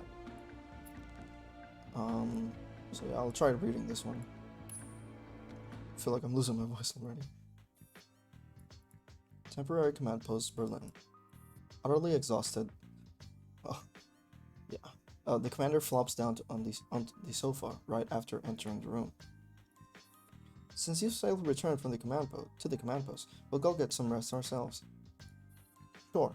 Your work for the day is over too. Hurry 45, if we don't leave soon, the queues are going to be super long. Coming. See you tomorrow, Commander. The transmission ends, and the commander lifts a hand up to their forehead. How was Miss Anja? Well, enough. At the very least, she looked like she could still easily snap my neck. Speaking of which, about Maclean, Rosa stands in the doorway with a cup of strong tea in hand. What happened? She's awake, Commander. Also, I think you need to see this. The commander accepts the tea, which is just at the right temperature. Its thick aroma fills the nose and lifts the spirits. Get Dandelion. We'll begin the interrogation. She's complying? She's compiling our information on Bonsdorf. Then we'll start without her. Inside the room, Maclean is already woken up and is sitting on a chair while glaring coldly at the commander. The commander drags a chair over and sits opposite to her. Your name is Macklin, is that correct? Yes. What about you? Are you really called Robin? No comment, but you can keep calling me Robin if you like. I knew it. Still, you did save me.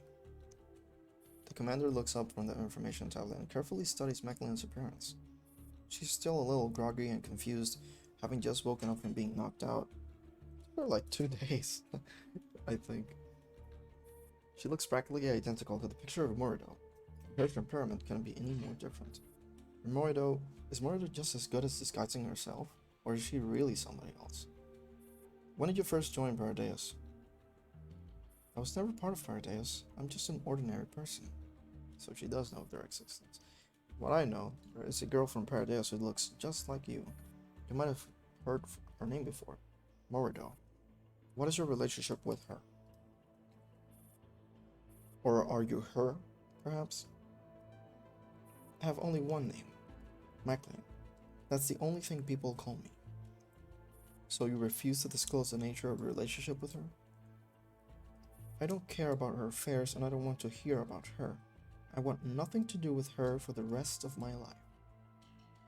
Macklin's eyes fill with fear and pain at the mention of Morido's name. And let's talk about you. When we found you, you were in Bonsdorf. Bonsdorf was a refugee shelter that was built a few years ago. What are you doing there? Treating elite patients. Why? There's no why to it. Since I have the ability to do so, I had to use it to treat refugees in need. To my knowledge, there's no existing medical cure of elite. The most common therapy nowadays involves strengthening the patient's antibodies to gradually defeat the illness. But I saw you pray over a refugee and perform a certain ritual, and then the refugee just got better. What did you do? Was it some kind of medicine? Yes. Where did your medicine come from? Who supplied you with your medicine?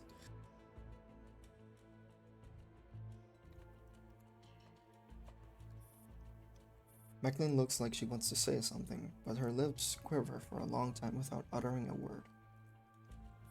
Are you afraid of something? Macklin goes quiet, avoiding the question. If all you want from me is treatment, you can just bring the patients to me, and I will save them. But if you kidnap me because you're after the exact treatment method, then you have wasted your time. Because I'm the only one who can administer it.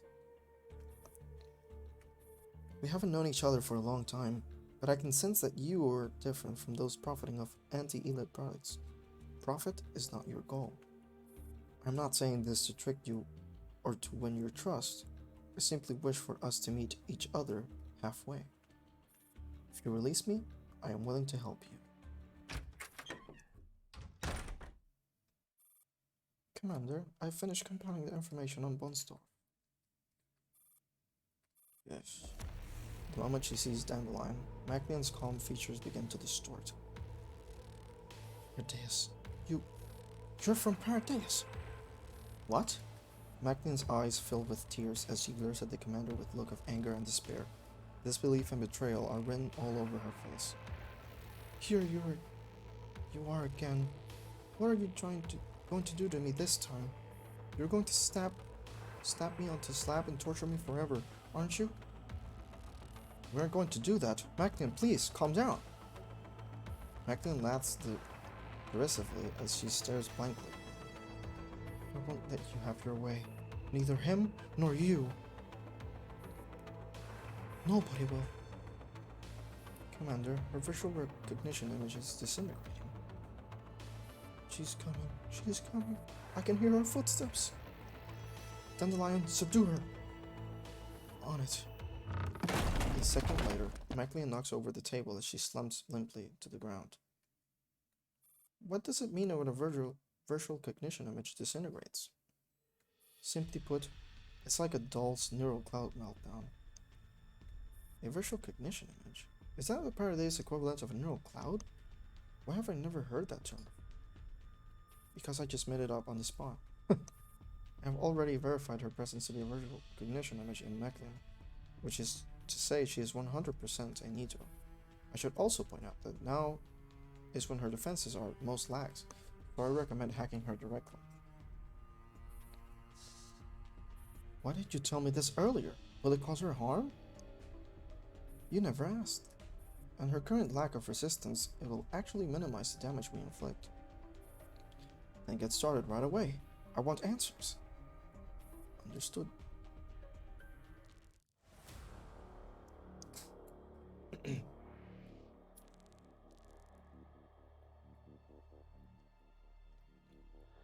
my throat feels like it's gonna blow up. So I'll just read from my side.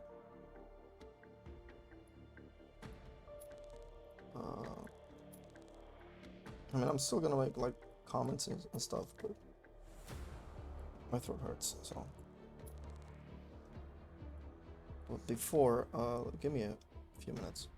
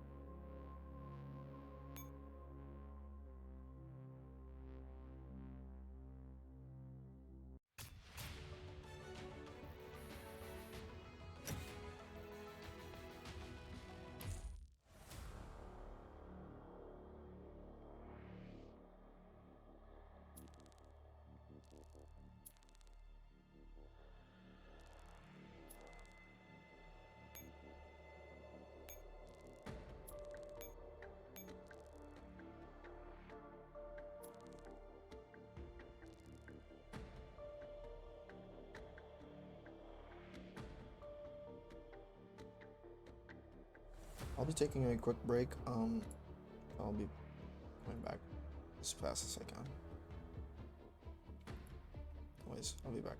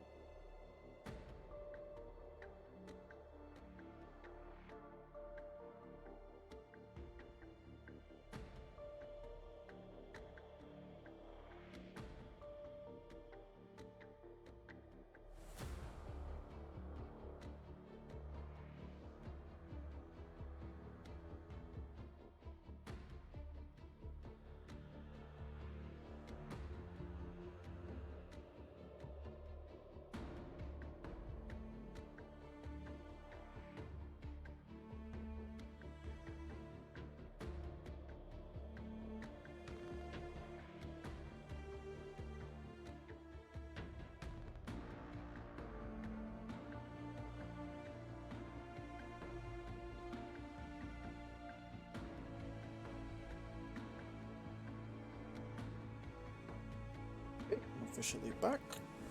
Let's continue with this.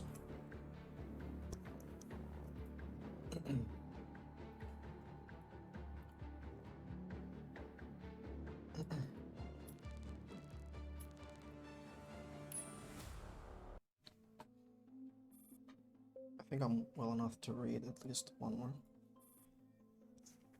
In the courtyard of the sanatorium, gentle sunshine caresses the grassy lawn, filling the air with an earthy aroma.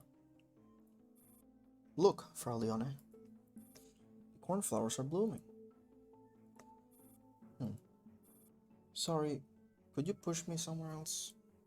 I don't want to see any flowers. Oh, sorry. Damn, this really looks like a collapsed fluid can.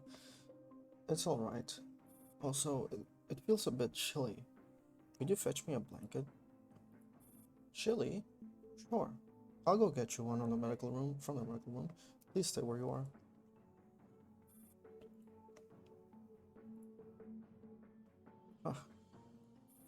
Leonette looks down at her arm in a cast. Her fingers are trussed up. She can't even aim up from her wheelchair. Stand up. The courtyard of the sanatorium was the work of a famous landscape designer. All the flowers and herbs have been chosen and planted with great care. Everything within sight exists to alleviate stress. Leona takes a deep breath. They probably don't get a lot of patients who are sensitive to the scent of flowers. What do they do with patients with hay fever? A presence suddenly emerges from behind. Her wheelchair is being pushed by the handles once more. That was quick, nurse. I forgot your blanket, though. I hope you don't mind. It's you? Leona tries to jump to her feet unconsciously. But Anjay presses her down firmly on the shoulder with her bionic arm. Hush, I just want to talk. Leona bites her lip. She is shivering all over in fear. She does not dare defy Anjay. Nice wording. Not because her very life is in Anjay's hand right now, but also because the sight of Anjay reminds her of the white specter that has plagued her mind incessantly. I believe I've told the caretakers to send you away. And you think I'd walk away just like that? You agreed to meet me, but changed your mind all of a sudden. Anjay eyes Leona intently. She doesn't look at all like a recuperating patient. She looks rather haggard, as if she has recently been through an ordeal. Was Gray here to see you? Leona flinches, which confirms Anjay's suspicion. She heard you were going to meet us and came to warn you, didn't she? Did she tell you to keep your mouth shut? You know something that she doesn't want anybody to find out, do you? Stop asking. I won't tell you anything. Leona grips the armrests of her wheelchair, her feeble body still trembling. She looks incredibly frail, but at the same time, very resolute. You know I won't give up so easily. You don't understand at all, Angelia. She isn't someone that small-time special agent like you can mess with. For your own sake, just forget about this whole business. Let us both have some peace. Leona grows increasingly agitated. Even her broken fingers are curling up. Yeesh. I just want to live. That doesn't sound like something a person who's attempted to commit suicide would say. Ha! Thanks to you, I have a newfound appreciation for life. Oh, by the way, as if struck by a sudden thought, Leona lifts her head. They give off very similar vibes. Who? Gray and your subordinates. Oh, give me a second, I'll be back.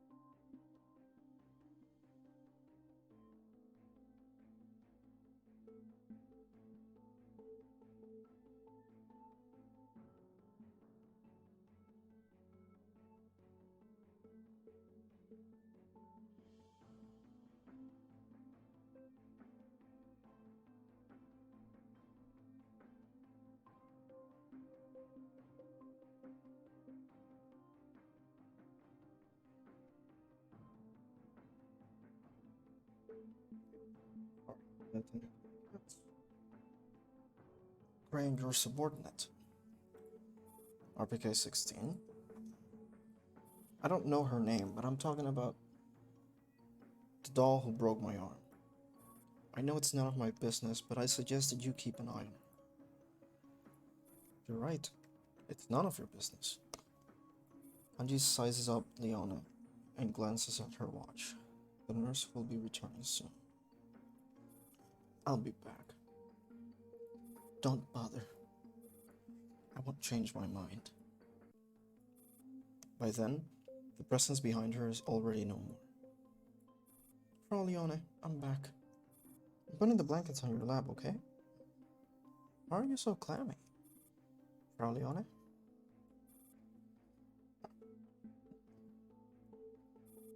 I gather it didn't go well. We're just a bit too late. Gray came and threatened Leona. She wouldn't tell me anything. How efficient of her. Are you giving up just like that? If you can't bring yourself to do it, I don't mind stepping in. I'm sure Miss Leona would love to continue our intimate little game. No need. Leona is very adamant right now. It won't end well if we force her. Leave her be for now. I have another idea. Anji shifts her attention to Light, looking a little disheartened, but once he notices Anji's gaze, he pulls himself together right away.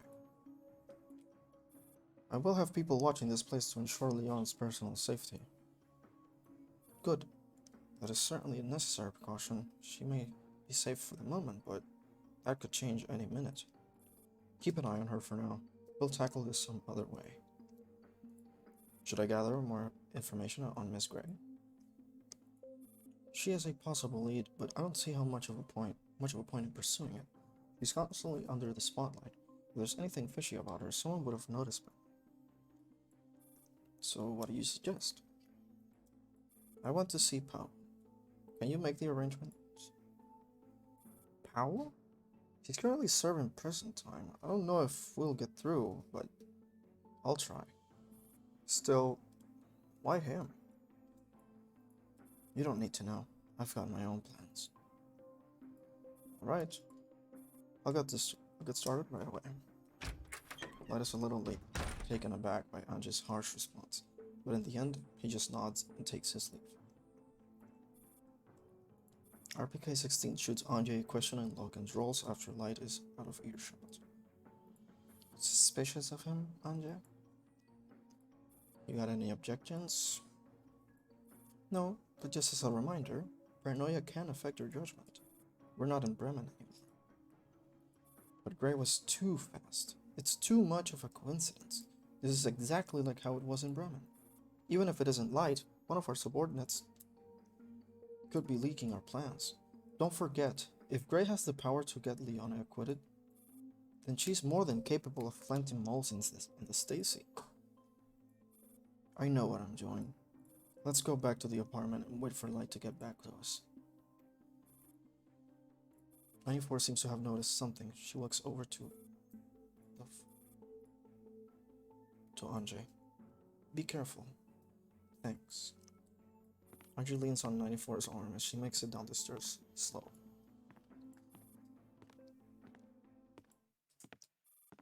The following day. Having recovered more energy, Anji undergoes a rigorous vetting process and finally makes it to the interrogation room that Light has arranged. Light stands outside the door and looks at Anji with some concern. Are you sure you don't wish to be accompanied? Yes, just wait here with Defy. Also, well done. You've been very efficient. My application went through very fast, almost unsettlingly fast. This kind of application usually takes a few days to be approved. Light's words are dripping with implication, but Anji ignores it altogether. Sometimes it's best not to ask too many questions. It won't do you any good, Mr. Light. On entering the dingy interrogation room on her own, Powell's loathsome face comes into view once more. Anji settles down quickly and initiates the conversation under Powell's watchful gaze. Good morning, Mr. Powell. Stop beating around the bush, Miss Angelia. Powell purses his plump, pouty lips, trying to appear tough, but Anji can spot the beads of sweat forming on his forehead with just a glance. Anji pulls out a chair and sits down opposite to Powell. Didn't strip you of your suit? I didn't expect a preacher from Bremen to command such respect, even in Berlin. I wouldn't have come this far without a few friends. Powell's gaze wanders around the room. He dabs at his clammy forehead with a handkerchief in his cuffed hands from time to time. And yet your friends are still keeping you locked up in here. I hear Leona gets to sleep on a soft mattress in some luxurious lodgings. Any idea why? Don't bother. I've told this Stacy everything I know. You're wasting your time here. I knew you were going to say that, but I just don't believe you. A wily old fox such as yourself must have saved a card up your sleeve. Even now, you still think everything is under your control, when in fact, you're not in the game anymore. How dare you? Anji must have struck a nerve, as Powell slammed his hands on the desk all of a sudden. You know nothing about me, bitches. Soon I'll be out of here, then I'll make everyone pay for this. Anji pinches the bridge of her nose and shakes her head. She rises from the chair. What are you doing? We're not done yet. Are you leaving? Powell seems to think Anji got up to take her leave and starts panicking. Ah, so you do understand your situation. Do you have any idea what will happen to you if you refuse to cooperate? No, now you're scared. Scared? Me? You must be kidding. You're the one begging for me for information, agent, so fix your attitude. Huh? Light, turn off the CCTV. What's the big idea? Sensing danger, Powell eyes Anji warily, but Anji doesn't answer. She just circles around his back. I'm warning you, if I... In just a second before Powell can even finish his sentence, his head is slammed heavily against the metal surface of the desk. Ah! Anji then jerks his head back by his chair, causing him to squeal like a pig. You bitch, let go of me! Oh God, please, I beg you! I've dealt with too many pieces of shit like you. I know how easily it is to break you. Oh shit. Grabbing him by the head, Anji slams him against the desk a few more times. The skin on Powell's forehead quickly breaks and his entire face is soon covered in blood and gore. I don't have any time to waste on garbage. Anji's slightly hoarse voice sounds no different from a devil's murmur to Powell. Tell me, who pulled Leone out and why? What does Leone have on her? I'll tell you, for heaven's sake. I'll tell you everything. Let go. Anja thrusts Powell's head onto the desk one last time before swaggering back to her chair. Powell sobs and whimpers as he slowly lifts his head. He has long since lost hold of his handkerchief, and there's nothing with which to clean the blood off his face. I don't know who it was, but I know why they did it. Why? Because of her research. Before you trashed the Flora Institute, Leona's research had reached a critical stage. That person was after Leona's tech, but she refused to share anything but formulation of the hallucinogen. So I actually did her a favor. Leona doesn't have much of a choice under these circumstances. This is part of her plan. What else did you know? What is her research about? I don't know the details, but it's definitely about some kind of weapon of mass destruction. There are many weapons of mass destruction in the world. Why are they so interested in Leon's? What's so special about it? I only know because I was given the opportunity to use it, but even so, all I know is that the substance is very easy to conceal and virtually undetectable by any kind of device. It's perfect for terrorist attacks. Yes, it can be easily delivered to anywhere. Just imagine, if I could get a dirty bomb inside the Chancellor's residence, what would be beyond my reach? Who wouldn't fear me? His pain must have started to subside, because Powell has regained some of his usual insolence. His teeth are dyed red with blood, by his blood, but he's still cackling at his own little fantasy. Anji jumps to her feet. Anji's abrupt movements send Powell cower. That's all I know. Planning something big in Berlin? Damn it, it can't be. She pays him no mind. Instead, she places both hands on the desk and mutters to herself with a deep, ponderous frown. No, just knowing isn't enough. I have no evidence. Powell watches Anji's strange behavior and carefully loosens up, seeing that she doesn't seem to have any intention of hitting him. After some hesitation, he sniffs. I can see that you're still missing one last card in your hand. You've got any friendly advice? I'd hardly call it friendly, not for a crazy bitch like you.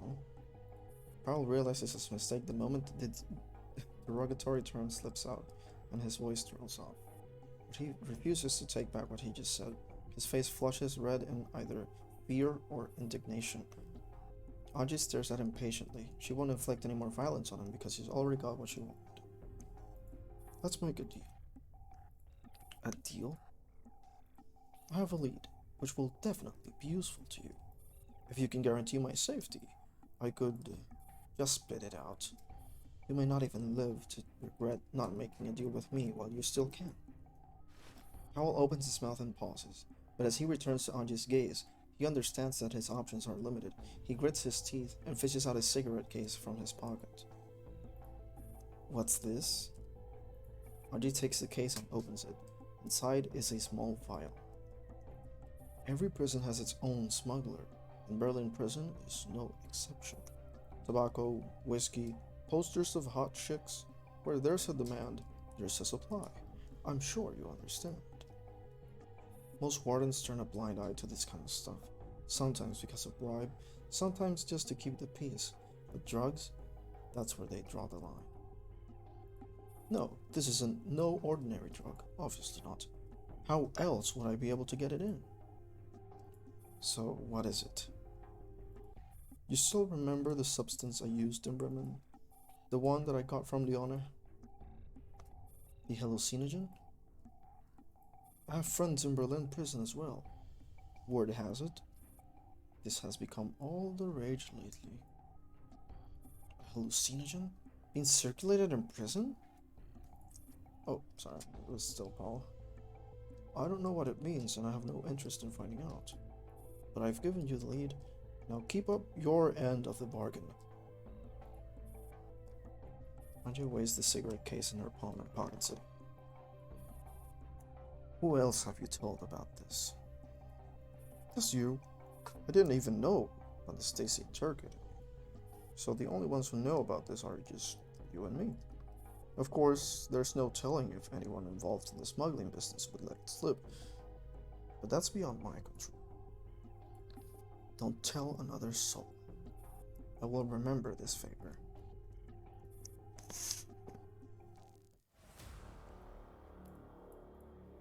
Interesting. Heraclitus.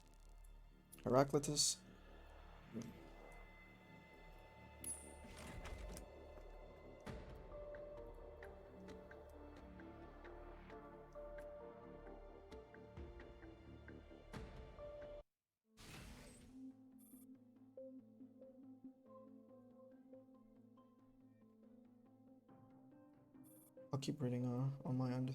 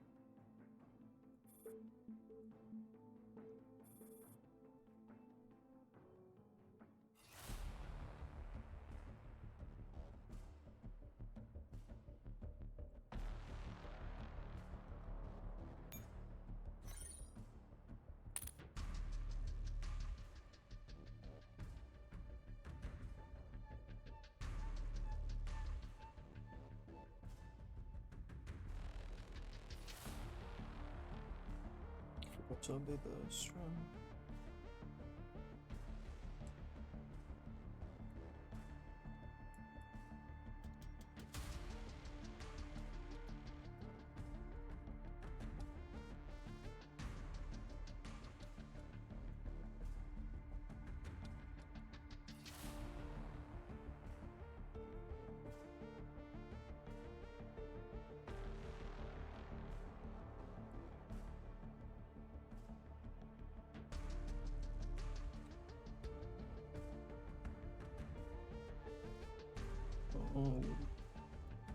That's it? Like, I know something wrong with the computer. Find clues in the interrogation room. Okay.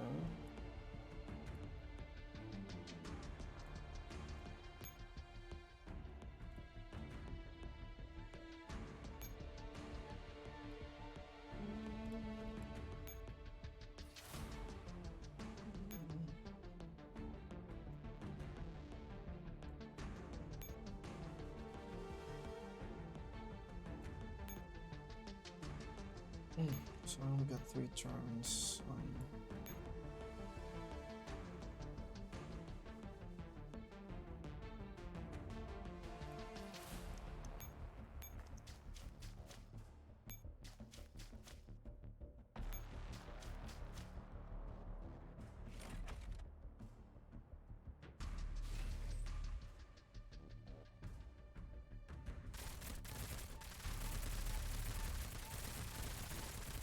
レーダースキャンスタート。これで終わりです。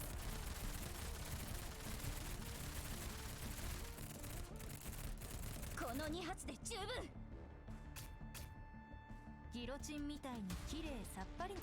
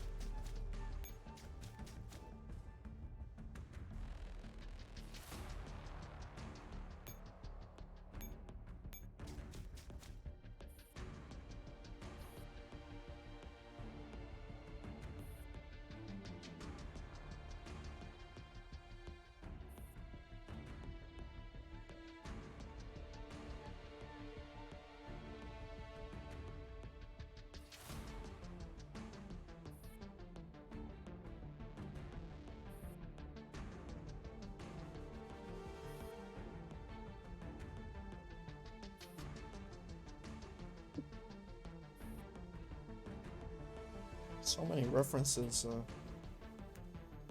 in this campaign so far. We're only beginning.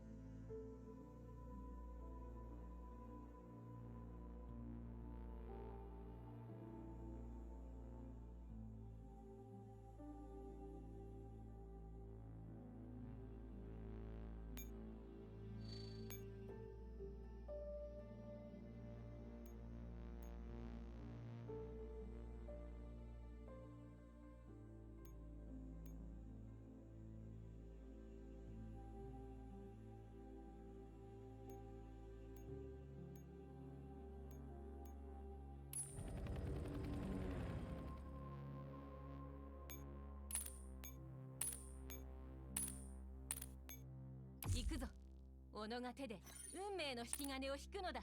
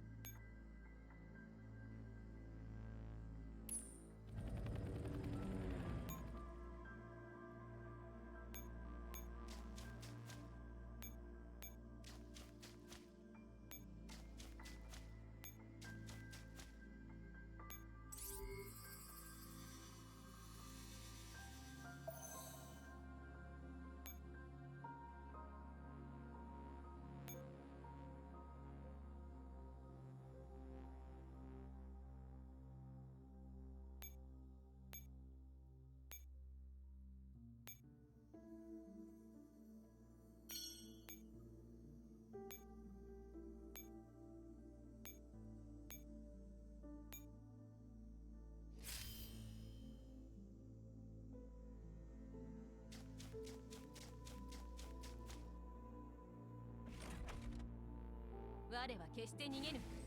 戦うことですが解決できぬというのなら、よーし、これでバッチリです。覚悟の感じられない神経だな。自分のことを信じてあげて。よーし、これでバッチリです。油断した報いだ。完全な勝利。私からすれば当然の。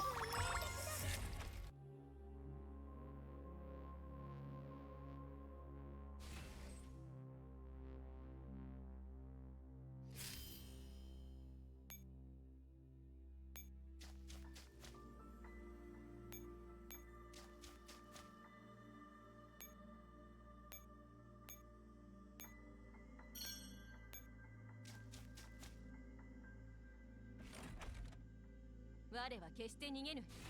戦うことですが解決できぬというのなら、まだまだですよ。狙い撃つ。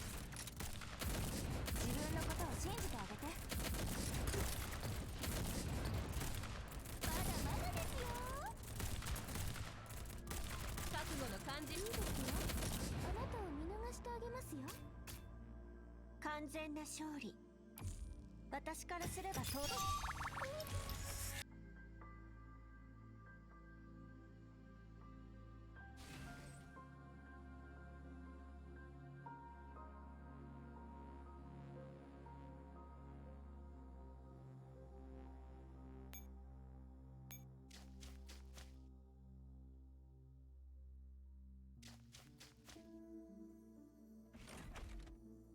我は決して逃げぬ。戦うことですが解決できぬというのなら、いただき。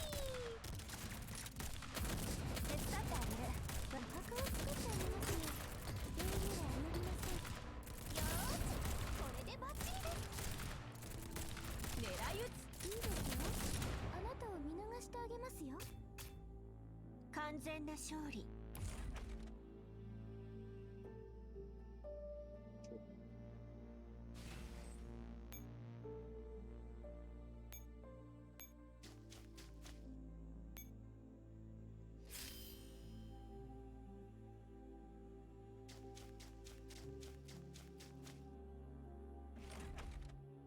我は決して逃げぬ。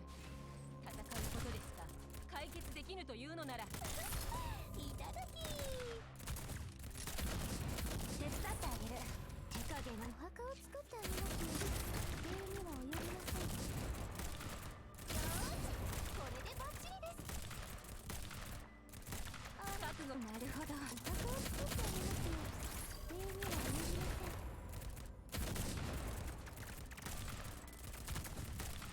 お墓を作ってあげますよ。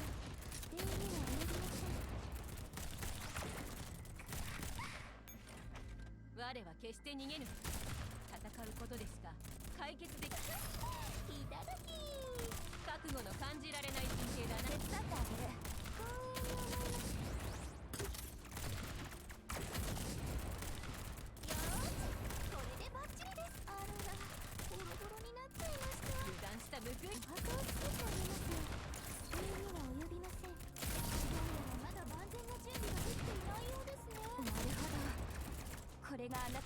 先に帰るっていいですよ。あなたを見逃してあげますよ。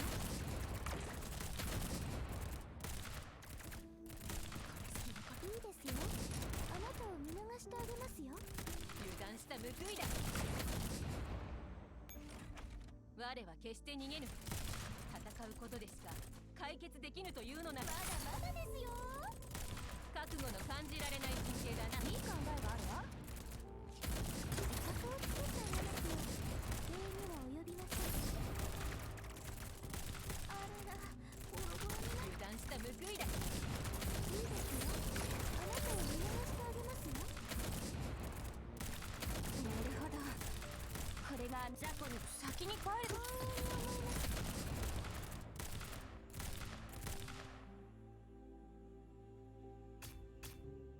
敗北からの巻き返し、さすが指揮官です。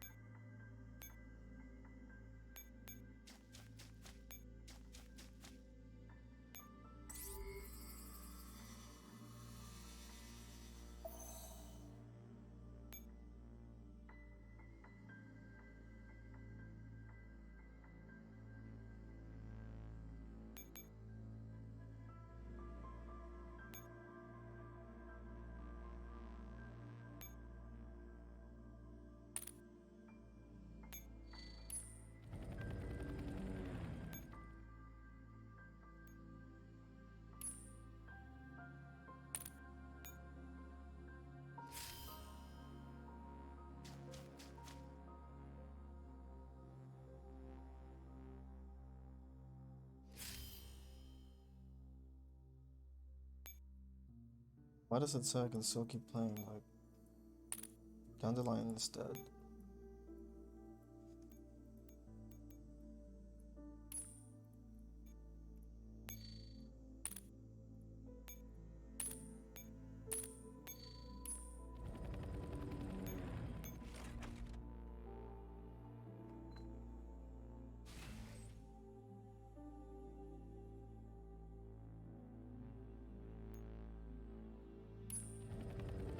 行くぞ。己が手で運命の引き金を引くのだ。」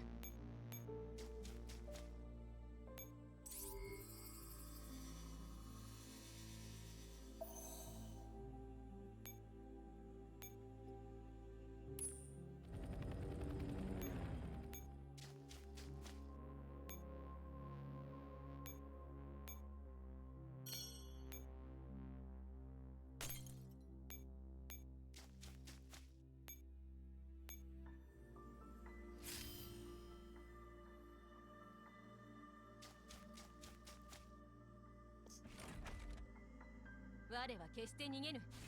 戦うことでしか解決できぬというのなら、まだまだですよ。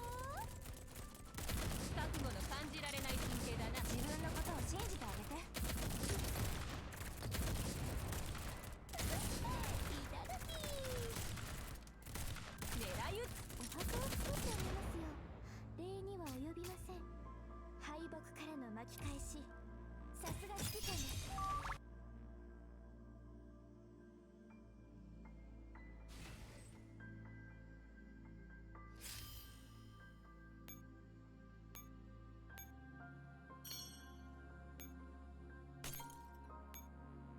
Oh shit, no. 我は決して逃げぬ。戦うことでしか解決できぬというのなら、よーし、これでバッチリです。狙い撃つ。いい考えがあるわ。お墓を作ってあげますよ。礼には及びません。油断した報いだ。完全な勝利。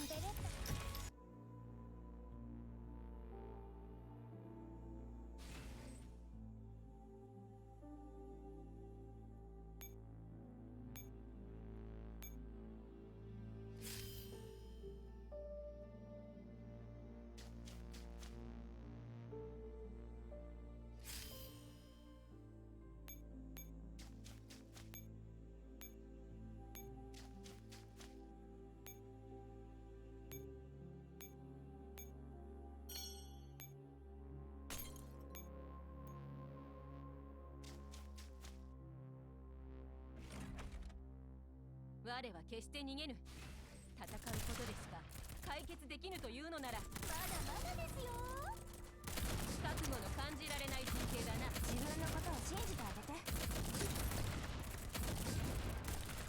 ーし、これでバッチリです。油断したむく。完全な勝利。私からすれば当然の結果ね。これは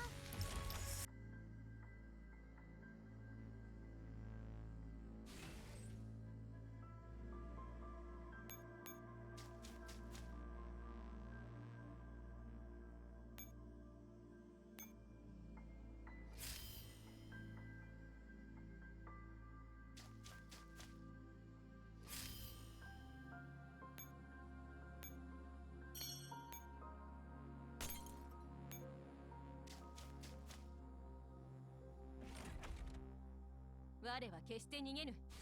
戦うことでしか解決できぬというのなら、まだまだですよ。覚悟の感じられない陣形だな。手伝ってあげる。まだまだですよ。油断した。お墓を作ってあげますよ。礼には及びません。敗北から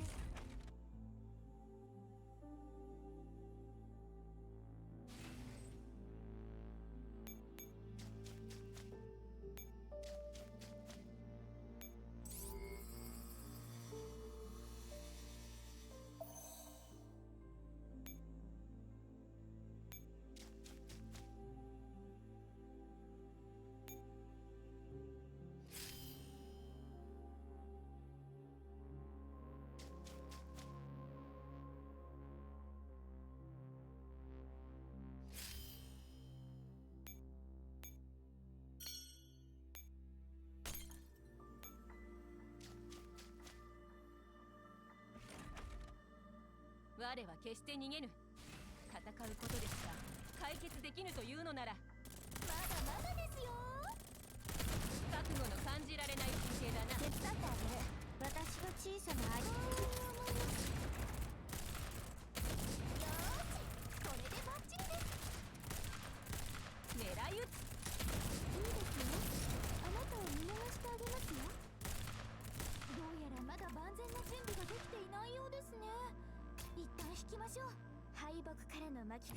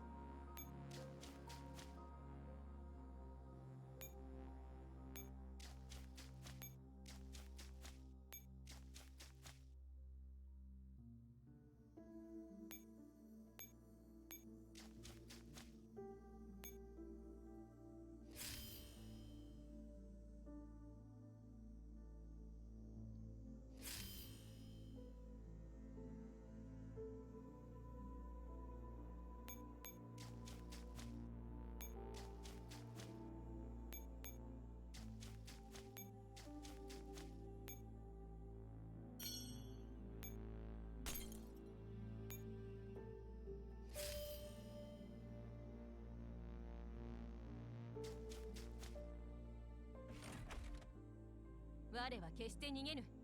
戦うことでしか解決できぬというのなら、いただき。覚悟の感じられない陣形だな。自分のことを信じてあげて。いただき。覚悟の感じる。箱を作ってあげますよ。礼には及びません。完全なし。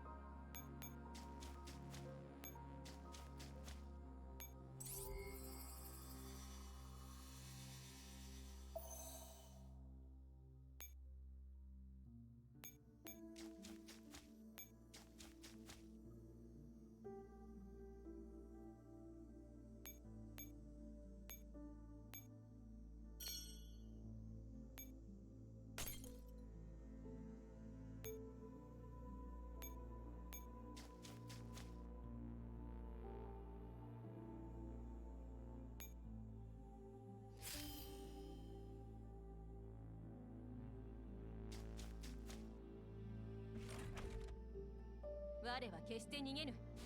戦うことでしか解決できぬというのなら。よーし、これでバッチリです。狙い撃つ。自分のことを信じてあげて。まだまだですよ。覚悟の光栄に思います。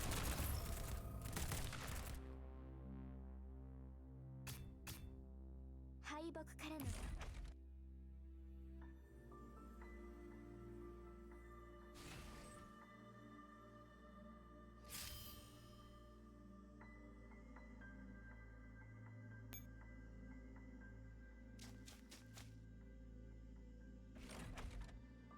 我は決して逃げぬ。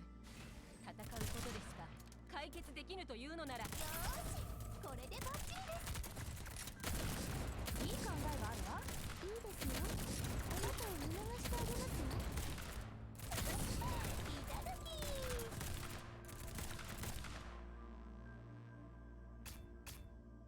完全な勝利。私からすれば当然。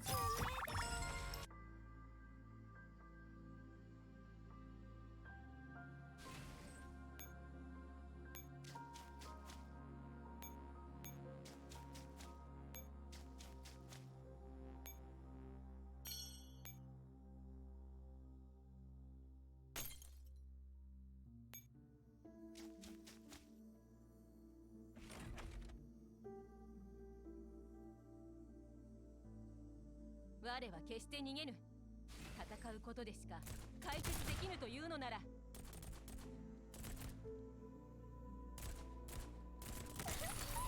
ただきー。覚悟の感じられない陣形だな。いい考えがあるわ。よーし、これでバッチリです。覚悟の感じられない陣形だな。敗北からの巻き返し、さすが指揮官です。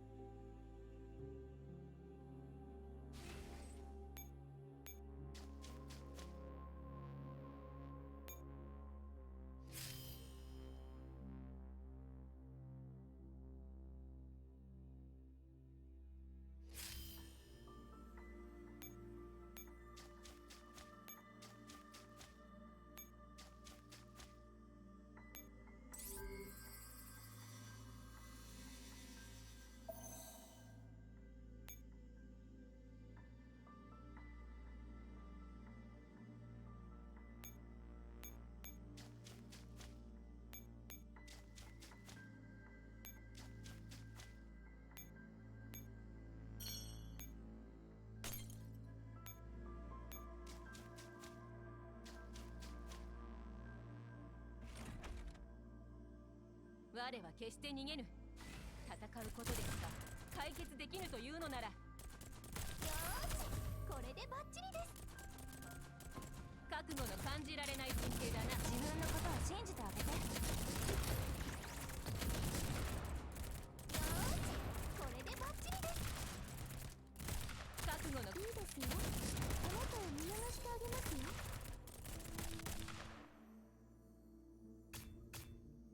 敗北からの巻き返し、さすがし。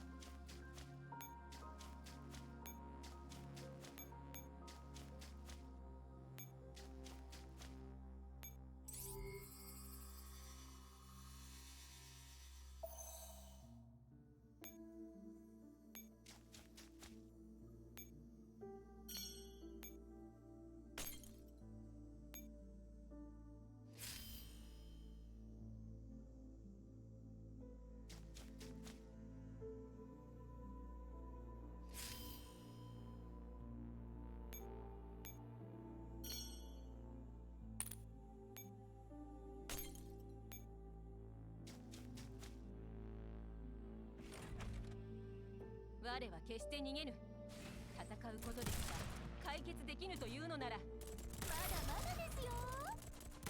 狙い撃つ。自分のことを信じてあげて。よーし、これでバッチリです。油断した報いだ。完全な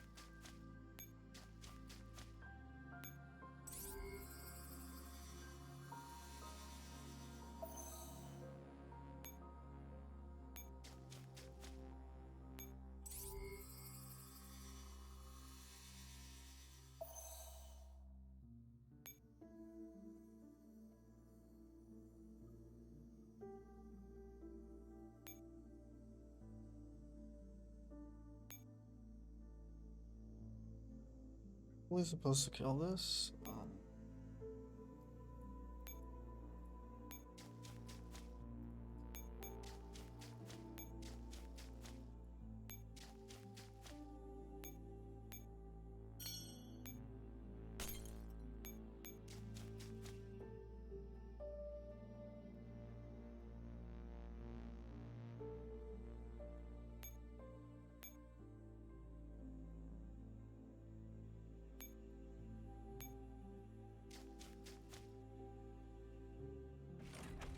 我は決して逃げぬ。戦うことでしか解決できぬというのなら、まだまだですよ。油断した報いだ。自分のことを信じてあげて。いただき。覚悟の感じる。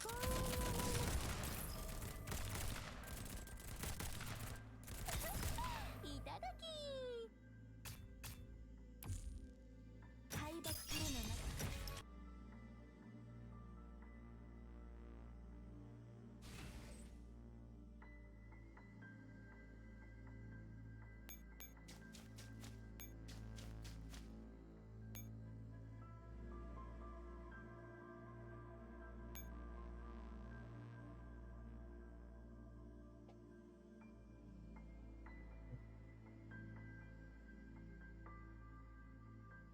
こういう編成の仕方もできるんだ。勉強になりました。さすがですね。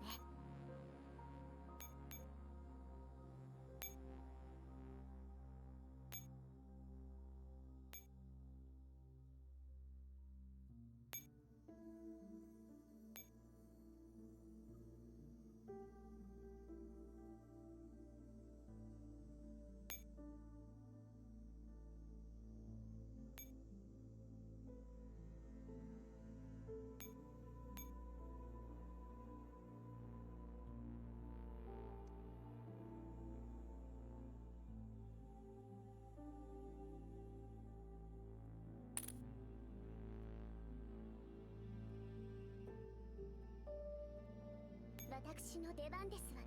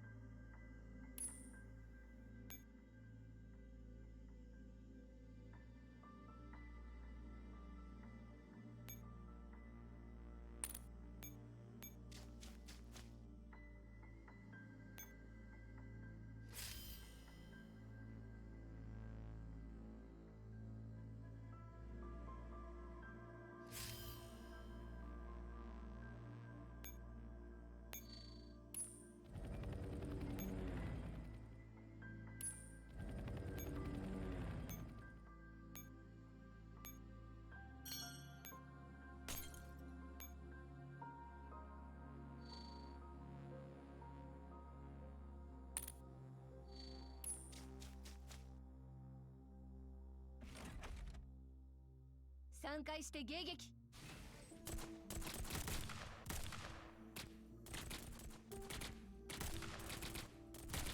運が回ってきた。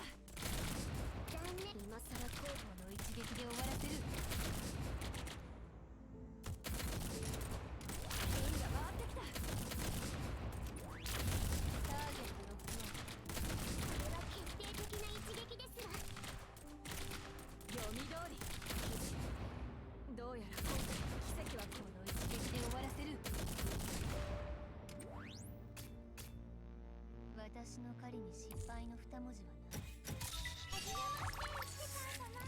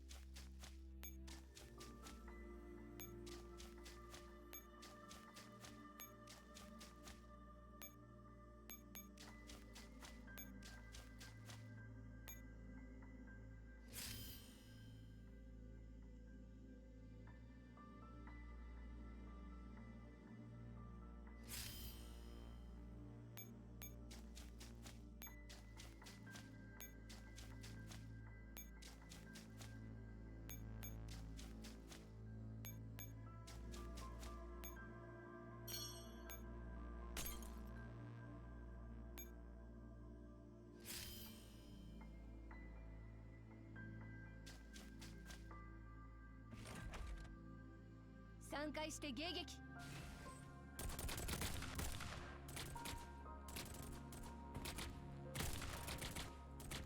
私の弾丸を無駄にしない。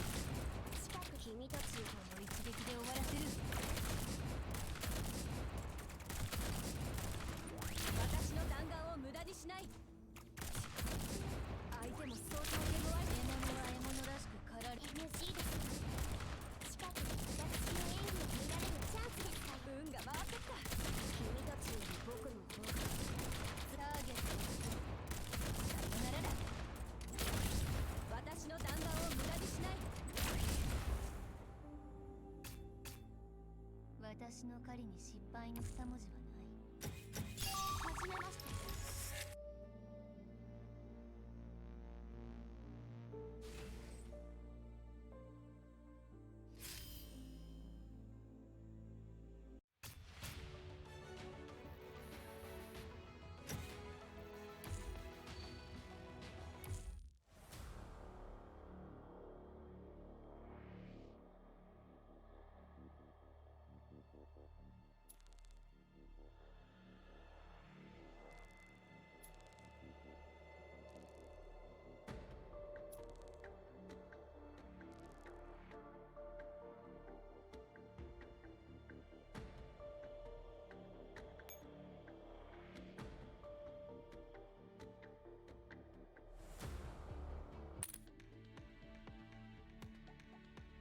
来たからには。ただいま。ちょろいもんだ。意義な。任務完了。ご報告いたします。指揮官様、行ってきます。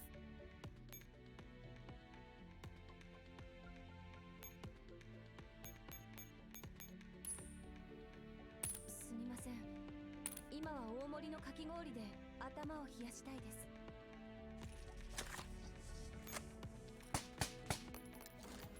指揮官、次の指示を。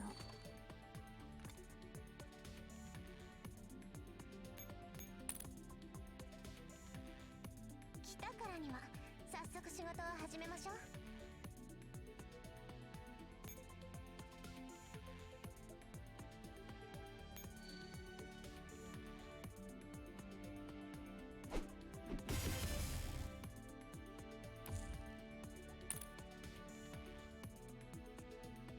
あ、指揮官、今日の仕事はもう決めた？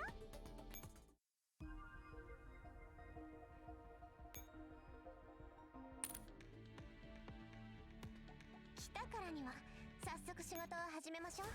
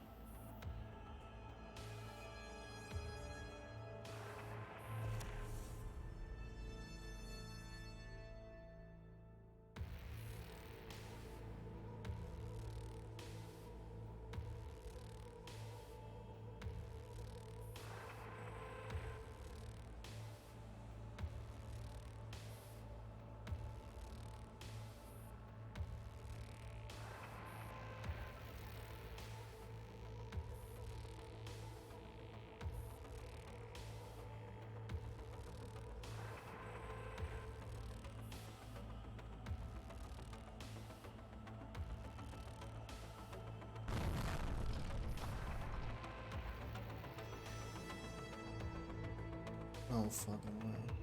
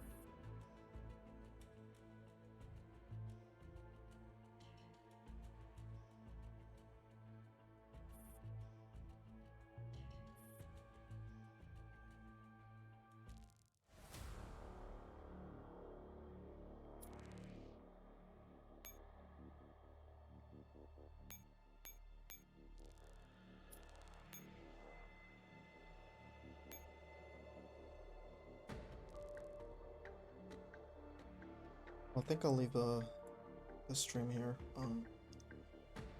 Anyways, thanks for stopping by again, and have a great day, everyone.